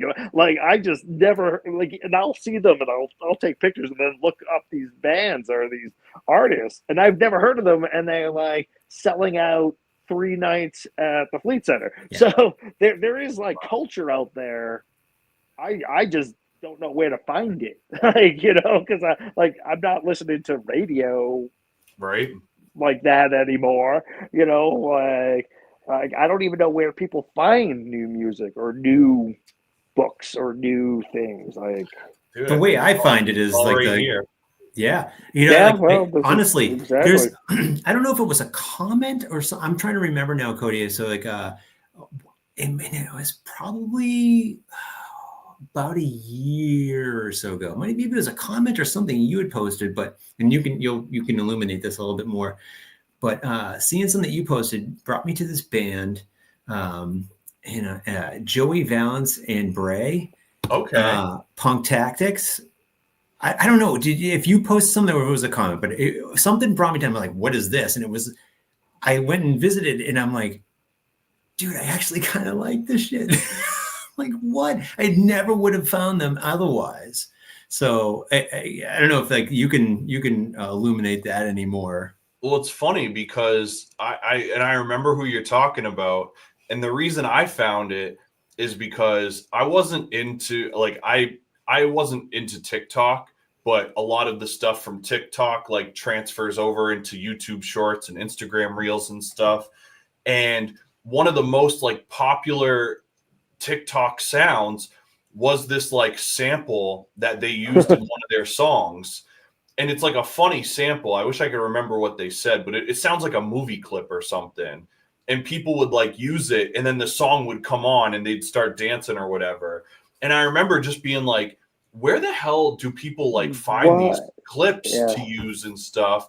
And so I like investigated it, and I found that it was these guys, the Joey Valance and Bray. And I went and found their album on Spotify, and they ended up having a couple songs on there that were really dope. And it's funny, somebody in the comments literally was like, that album fucking rules. So Punk Tactics, dude, Punk Tactics, there's like the first couple opening songs. I was like, what? Like, this is literally like the new Beastie Boys. Dude, that Dance Now song, that's like one of my favorite songs. And it's like, it's not a song I would normally be into, but it's just got such great energy and it's so fun. And there's just a couple of dudes. I don't know. Yeah, they're just two goofy looking guys. Like, like if I saw their picture and that was like the advertisement for the show, I would probably be like, I don't think this is for me. But hearing it first made me be like, well, I don't care what they look like. This is awesome. But that was the funniest thing. Like when I saw that you had posted that, I was like, it that's what happens though. It's like Mike said with the Phoenix, right? You'd read through things, and sometimes you'd flip through and you'd be like, whatever, I don't care. Then there's that one thing that hits you, and it gets you to follow and investigate a little bit further, and then you realize, oh, maybe I like this stuff. And you never would have heard it if somebody hadn't said it, somebody hadn't posted it, somebody hadn't done the investigation a little bit for you, So I don't know. That to me is the value of things like your podcast and like people putting out social media on a regular basis. If you want information and people you trust that are like, it's consistent and reliable, that's where you get it. Oh, sure. Dude, I had to pull this off my wall because we've kept bringing up the Phoenix, and I literally have this saved from the first time that they wrote about me in the Portland Phoenix. Cool. And I was doing a show in Portland, and they did like a little write up about me, and this was that's rad. Oh my god, like over 10 years ago. But it's one of but it's like, but that's exactly what it is, dude. Is like this was the time that I cherished, where I could go and like open a zine and figure out like what shows and movies were happening. And that's my big thing is like, I miss so much stuff just because so much shit happens. Oh, we got a good comment here. Somebody said, you should check out the band Jocko. It's Beastie Boys meets Dead Kennedys and Rage Against the Machine. Ooh. Those are all things. Those are all things that I'm about. So I'll definitely check that out. Yes, music stuff. Like if I can find music, if people can recommend, shit like that, especially with like up and coming, punk bands. That's punk and hardcore stuff. Like right now, like I feel like there's a resurgence for that stuff for me that I thought it was dead for a while, and now there's some new interesting things coming out that's starting to happen. I feel like the scene is starting to get a little bit better. So it's like, I don't know, with all things media, like comics. Podcasts and music right now. It's like, I don't know. I feel like either I'm seeing it more, open my eyes to it, ears a little bit more to it, or there's something happening where there's a little bit of a resurgence, a little revival going on. I don't know. Dude, well, that's a great detour that you just mentioned too, because for anybody that does, awesome, dude. So he just posted the link in the chat on Facebook, so that'll be there in the stream. Nice. But because you mentioned punk rockdom, I think it would be cool to let everybody know that when Ken is not illustrating for Zendrites all the time, he's also the drummer of Massachusetts punk band Lobo Hombre. And so you want to talk a little about that and if you guys got anything going on recently, or Well, oddly enough, Lobo Hombre is no more. oh, But Ah, interesting story. Well, at least to me anyway. Lobo Hombre, had a great time with that band. It was a lot of fun, a lot of energy, a lot of good followers. Sadly, its time came to an end. However, one of the guitarists that had been in Lobo Hombre with me, I reached out to him after Lobo had we'd parted ways, and we started a new band that's like got some really, really insane, like almost like a resurgence of like DRI kind of, like DRI sort of like surf, like thrash metal. okay, I'm here Lots for of this. insane guitar work. Like these the bassist in both guitar guys are just, they're beyond my level. I'm humbled by them every time I play drums with them. I'm just like, this is insane. And to me, it just brings back like, I want to rock. Like, it's like fucking punk rock. I don't know. So good things to come. I don't know. We don't have a legit name yet. We're sort of toying around with Lake Mungo, which is a movie, but Okay. I don't know. Well, chat's here for it. Chat is ready to hear this, dude. I don't know. I just we like playing fast. We like playing, guitar heavy stuff and just having a lot of fun. So, punk rock is what it's all about for me right now. And I'm freaking 50 years old and I'm still, I don't care. I'll keep going with it. Hell yeah. Dude, if anything, we're just seeing that like all the pioneers are like, a lot of them are getting better with age, or they're just being recognized the way that they should, if nothing else. How many 25th anniversary tours are happening, and it's like time's gonna fly by, and they're gonna be 35th anniversary tours, and it's just like crazy to see bands that have been playing for 40-50 years now, like. And so it's like, I think that especially like punk rock and hardcore is in such a great space, because you get bands that set the tone doing these reunion shows and stuff like that. And however people feel about it, I think it's awesome to give people a chance to see these bands. But then you have new bands that are killing it. Like, it's like in Boston hardcore, it's like, I got to see the Hope Conspiracy reunite. I got to see the Suicide File reunite. Yeah. I saw Integrity a few years back. But then there's all these new bands too. Every time one of these shows happen, there's like a new band that crops up and that's like killing it. Haywire, Speed. It's like tons of bands. That it's just one of the coolest things actually was Have Heart just did a show like last year or 2 years. No, it was last year. And it was like one of their like umpteenth reunion, whatever you call them things. But it was awesome. And it was at Roadrunner. And wow. They had Eye for an Eye open for them. Whoa, what? It was the first time Eye for an Eye had played a show in like 20 years or something like that. Whoa, that's like such an iconic, like that 7-inch with the Eye for an Eye, yellow on black to me was like that. Oh, I can't believe I missed that. See, that's the thing. I wish I had. Right. And that was the thing for me, because it's like, I'm 35, so Eye for an Eye was like at a time where I was like too young to go to shows by myself in Boston just yet. And so having the chance to see them and like put that on my friggin' memory bank was like, man, that's so cool. Damn, that is so rad. Taylor said, I saw American Nightmare and Suicide Files 25-year show on Saturday. It was great. I think I'm officially old now.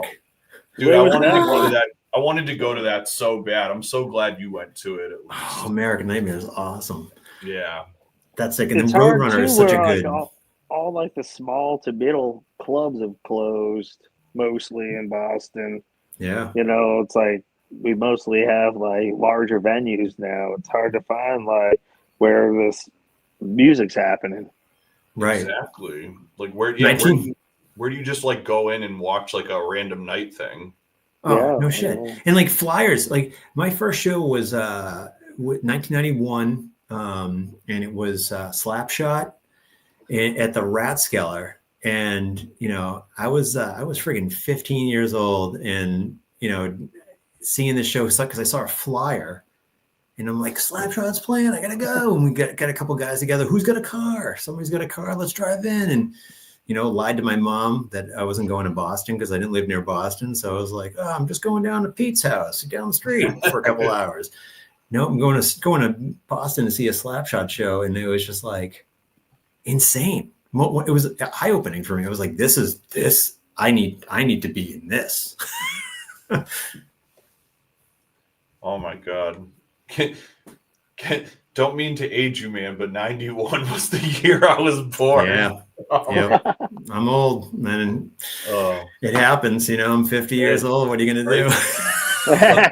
Such is life, dude. Yeah. 50s is the new 30s. Right? Hell yeah. 30 sucks. Everyone was like, dude, 30s are awesome, bro. It's going to be the best decade. I'm like, I think I'm still waiting.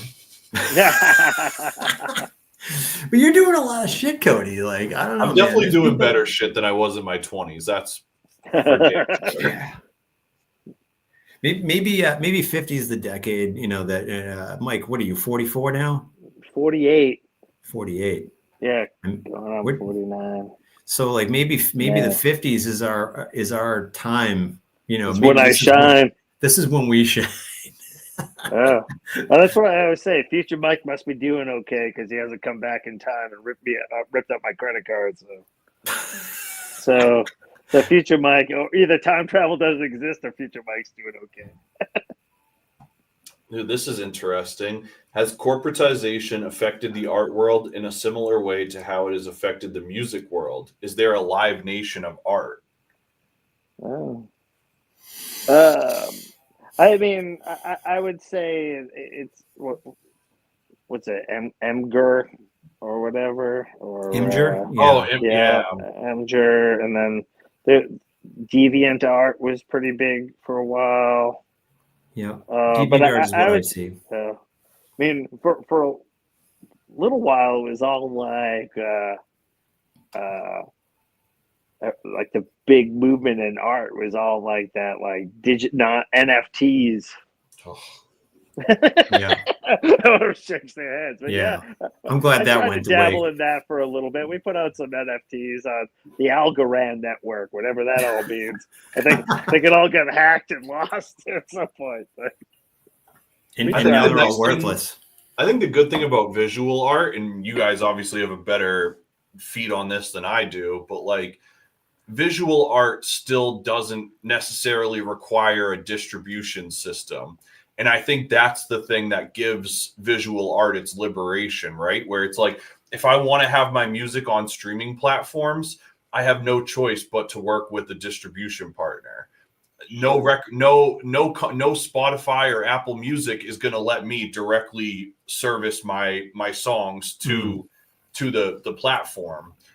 But with art, it's like you can host a showing, you can post it on Instagram, you can have your website and sell prints, and not that PDF could be music as well, but it's the way that we consume it. You know, like so many people consume music through streaming platforms that it's like, well, you don't have to adhere, but you're missing out on opportunity if you do.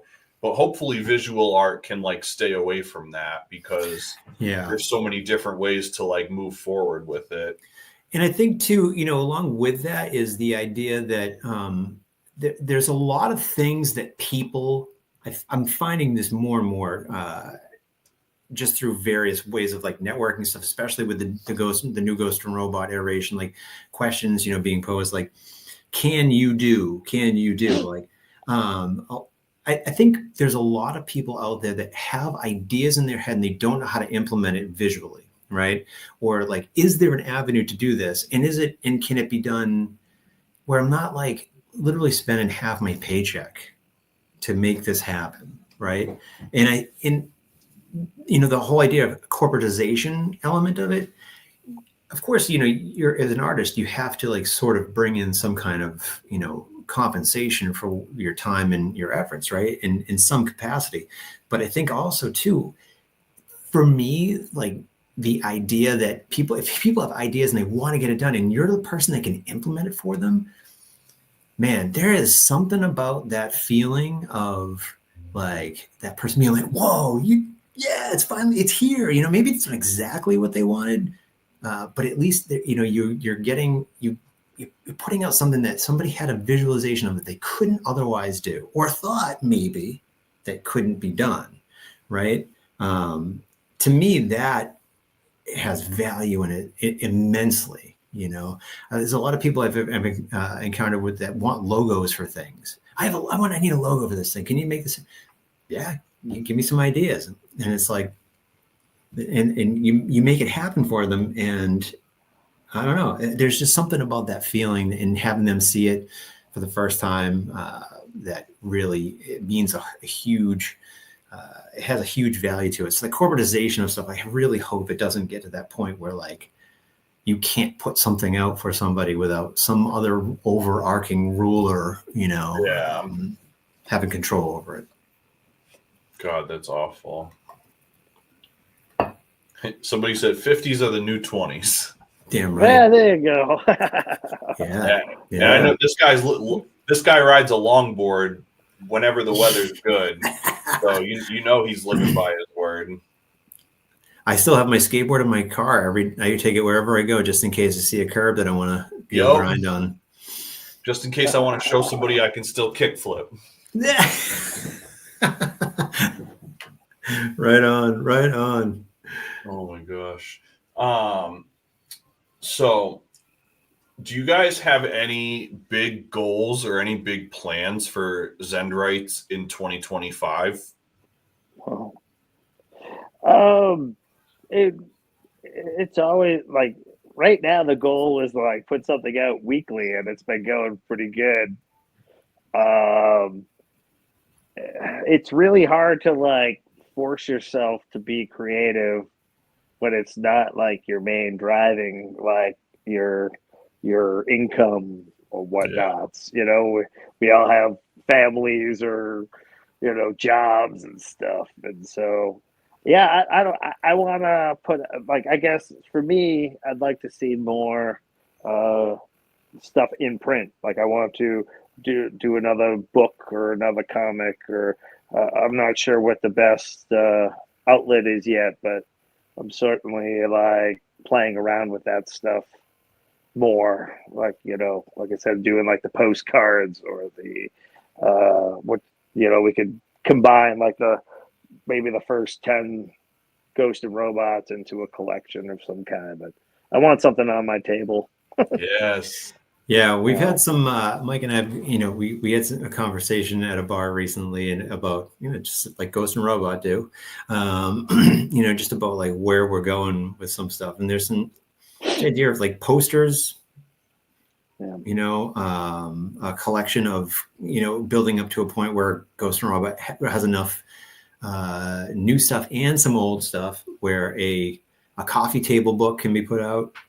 That's part of the goal, I think. There is a Ghost and Robot comic that we have been playing around with for a number of years that just for whatever reason, and guilty as charged, never hasn't made it to print yet, but who knows? Yeah, and there's always Sunflower #2, maybe that's right there in the wings. Absolutely. Ryan said he's going to check out Ghost and Robot after this. Hell yeah. Nice. Thank you. If any of you guys want to check out Ghost and Robot or any of the stuff they have going on, just follow the banner scrolling across the bottom. You can follow Zendrites on Instagram, and you can visit them at zendrites.com and get all their collected works.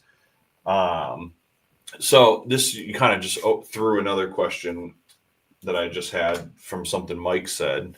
So a lot of the guests that we have on here have different feelings about this for one reason or another.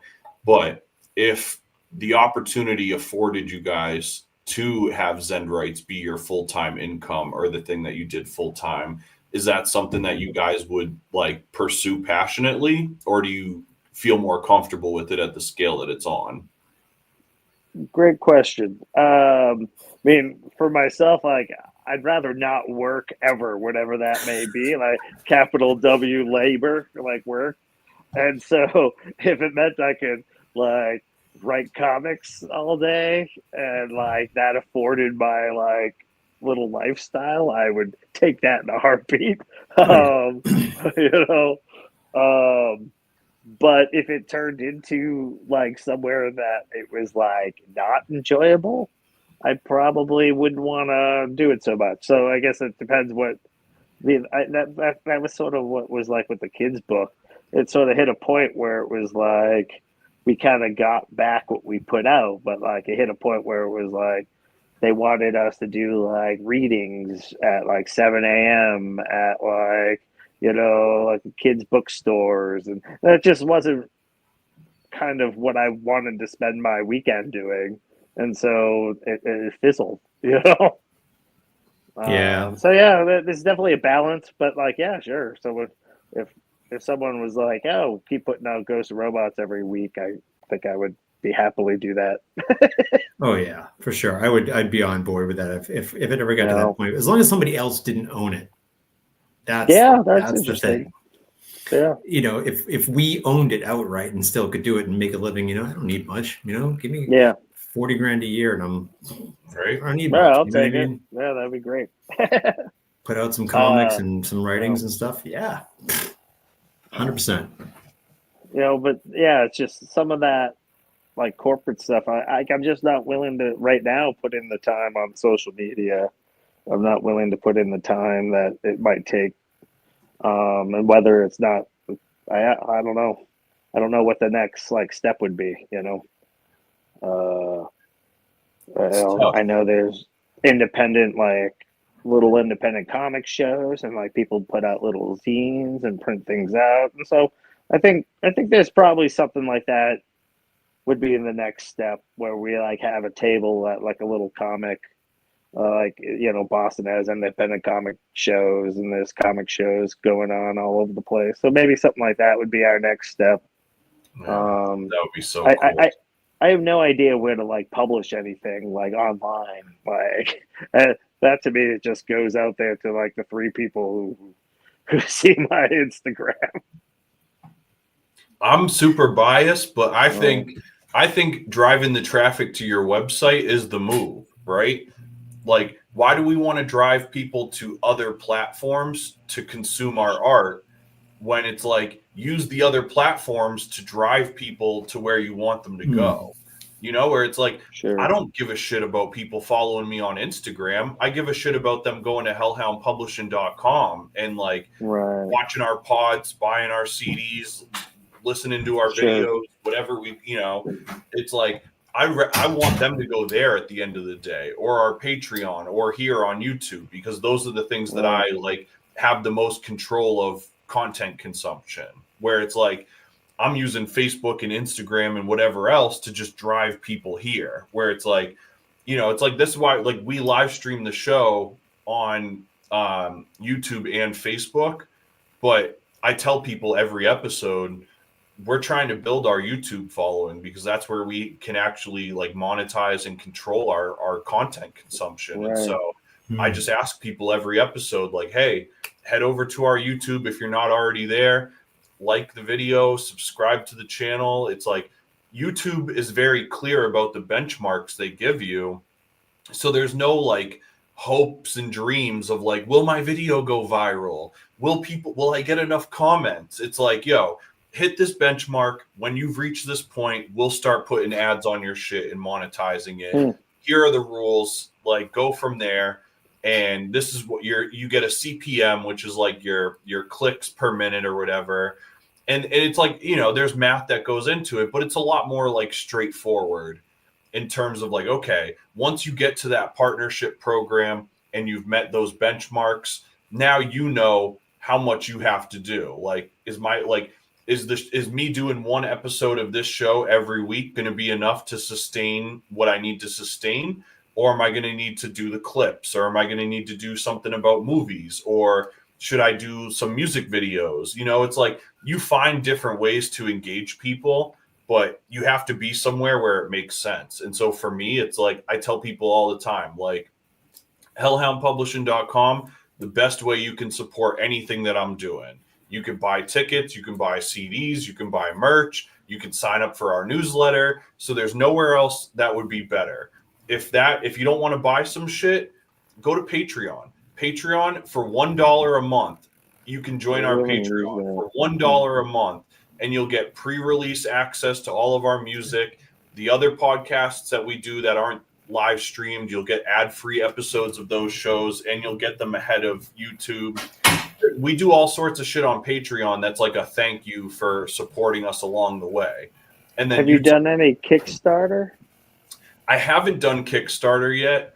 I'm not like a hater, but I feel very hesitant about it because I feel like doing Kickstarter and like GoFundMe is kind of like, it's like asking people to like pay for your dreams in a way where it's like, hey, I really want to do this album. I need like $5,000. If you guys will give me that $5,000, I'll send you a copy of my album. And it's like, well, man, if you really cared about like your book, right? You were gonna do Sun and Flower, whether you guys did it out of pocket or somebody else paid for it. That's how I feel is like I'm gonna make this album whether I have 100 pre-orders or one, because I need to make this album for me. And so that's where I haven't found that ability to utilize like a Kickstarter. Like, that's why it's like, I'm not a hater. I just don't know how to like parallel it with the things that I do. And that's why something like Patreon, we've been on Patreon since 2018. And it's like, because to me, like $1 a month isn't asking a lot. Like most people don't even notice that coming out of their account. And so it's like, you subscribe for $1 a month, you either don't notice it's missing or you keep up with it and you get to reap all the benefits. Yeah. Yep. Maybe that's where we should go with Patreon. It's worth looking into. Yeah. But like the fact you guys have the website, I think that's like your number one funnel right there is like, what can you guys do to drive people to Zendrites.com? Could you put stickers on there and have people buy stickers? Could you put the postcards on there and have people buy the postcards? Could you do another print of Sun and Flower at some point? Like, there's so many different things that you could do to just make people go to your website and use, like, you could post shit on Instagram every day still, but it's like, give them the appetizer portion of it and be like, if you want the whole thing, head over to Zendrites.com. Right. I might have to pick your brain on some things. A sidebar, Cody. Yeah, we'll get we got Hellhound Publishing to put out our merch. Say when, dude. I'm all about it, dude. Dude, that I'm telling you, man, that merch keeps. Dude, I'm in this studio I'm in right now. Like, it's fucking. Without the merch, it would all be out of pocket. And we're not doing a lot of merch right now, but like that, the merch is like the thing that sustains us, That's what I think. That's where we need to go. There's something we need to do with that. We're just I think speaking. I'm not trying to speak for you, Mike, but I think we're both people that are. We're not salesmen. We don't know how to do it. We don't know how to do it. It's tough, trust me. Like I totally understand. It's like I came from punk rock, like growing up. So like the last thing I ever want to do is ask for a favor, sell somebody on some shit, right. Like like make it like corporatize my interests, monetize my. It's like none of that is in my character or my spine, right? Yeah. But it's like we're in such a different digital age now where it's like if you don't put yourself out there and tell people what it is you want from life, someone else is going to go and take that opportunity from you. And then like, who do you blame? You know, like who do we get mad at working 9 to 5s or working 12-hour days or working weekends or whatever the hell we have to do? Like we have nobody to blame but ourselves for the most part until we start putting ourselves out there and making ourselves available. Like 100%. 100%. You know, and that's that. It sort of is a, I don't know, I guess a cap on this, cap up for me anyway on this podcast. You know, speaking with you today is life is not a dress rehearsal, right? And if it is, if there's a second act, great. It's cake, right? But it's not a dress rehearsal. This is the act. We're in it. Do it now. Dude, absolutely, man. Couldn't have I'll said do it tomorrow. See, you can make Zendrites shirts. I'll do it tomorrow, and on the back you could say maybe day. No, but I agree. Maybe today. I love it. Oh my gosh. Oh, we got another comment that just popped in. Of course, my computer froze as I try to open it. What the fuck? Come on. Oh, okay. So my buddy Scott is raising money to go to Italy for the Special Olympics, and he's going to be representing. So he just dropped a comment, and if you want to go support him, you can get some gear at specialolympics.org. Shout out to you, Scott. Good luck with everything that you got going on. Yeah, Good luck. What's the event?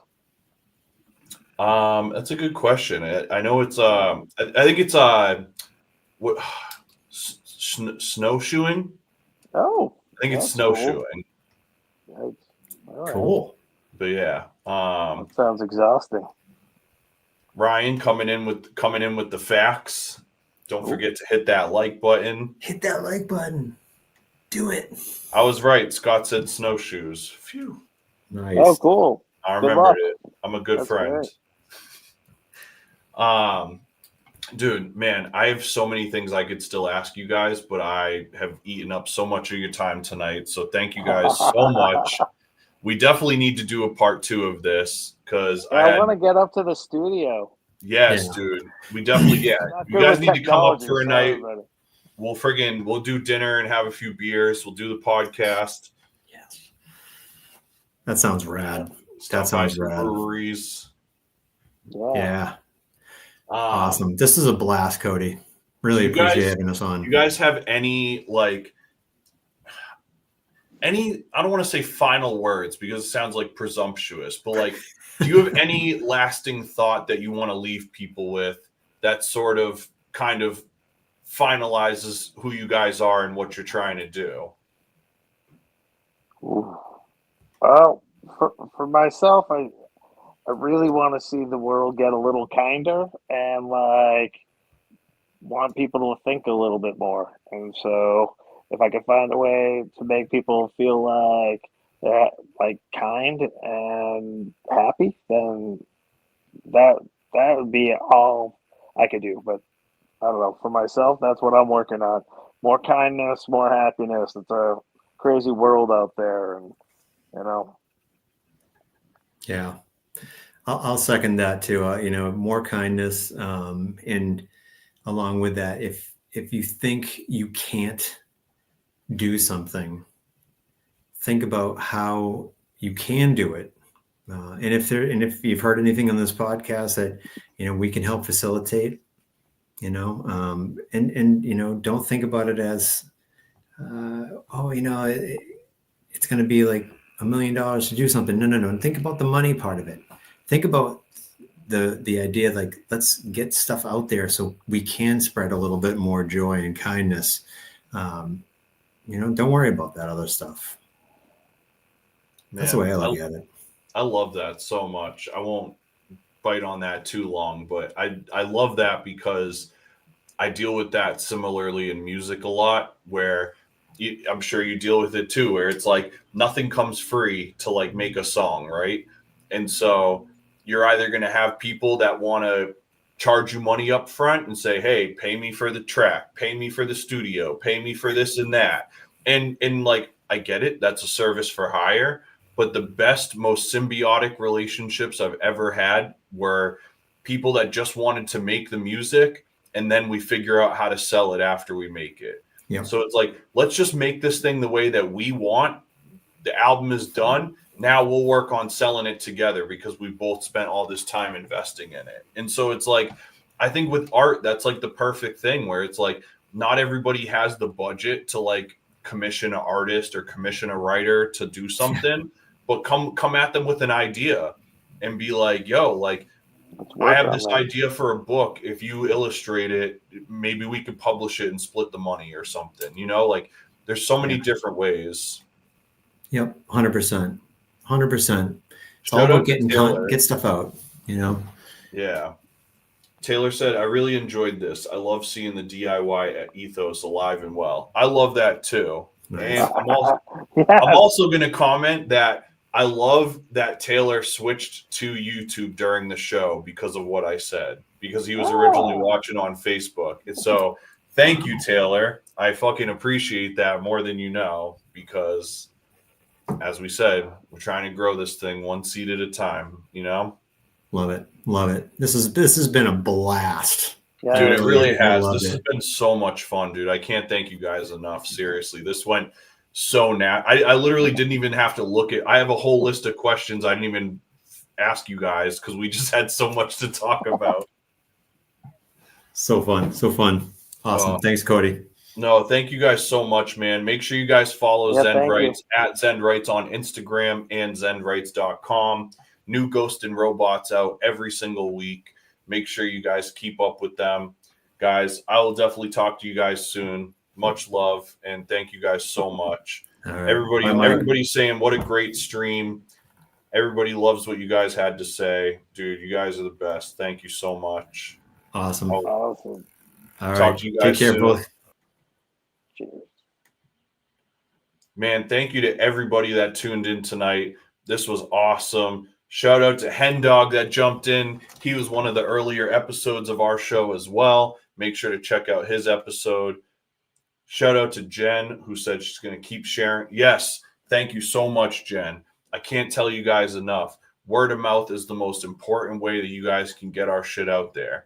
Nobody wants to listen to me harp about my new album all the time or listen to my podcast or whatever.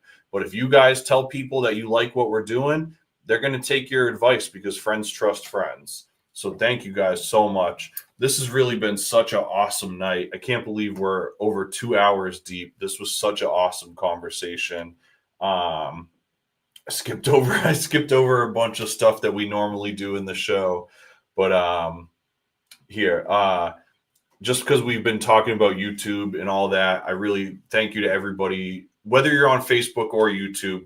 Thank you so much. But a huge thank you to everybody that's been willing to migrate over to YouTube. Hit us with the subscribe, like the video, all that kind of stuff. We're trying to hit those benchmarks on YouTube so that we can really do bigger stuff with this channel. If you go on the channel right now, we've got over 250 videos. I just did my first documentary from the Giant Steps album that I edited myself on my phone.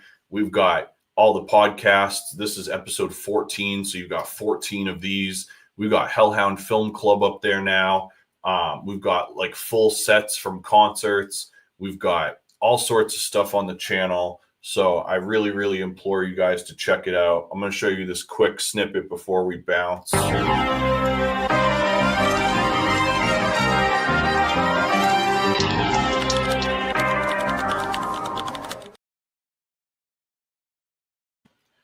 Dude, huge thank you to Hen Dog, who said the documentary was great. Thank you, man. I really appreciate that, dude. I can't like tell you guys enough how much of a challenge that was for me.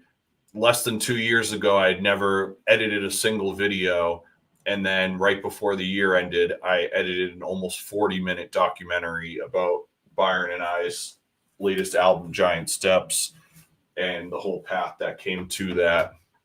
So with all that said, I love you all. You guys are seriously the best. So many of you guys have been here every week. So many of you guys have been coming in week by week after you see my posts. A lot of my friends are here in the chat, people I really love. Thank you guys so much, for real. Thank you to everybody that's been supporting Giant Steps, whether you got a CD copy or you're listening to it wherever you enjoy listening to music. Just please run it up if you like it. Tell people about it. It's the most important thing you can do, is just tell people that you like it. And that's all for me. We got an awesome show next week. Next week on the show, we got my brother Dez the Baker, also known as Dez the Trainer. He's one of my favorite rappers, and he's also an excellent physical fitness trainer and has been running a training program for the last few years and has all these awesome certifications and has been coaching people. So we're going to talk about a lot of really cool stuff next week as well. And yeah, that's it for me, guys. Thank you so much. This was honestly one of my favorite episodes that we've done. This was such a fun conversation. Chat was awesome tonight. Chat was way more live than usual. So thank you guys. I appreciate you guys. Chat, you guys make the show what it is by commenting and participating in it. And before I run out of shit to say, I will see you guys next week.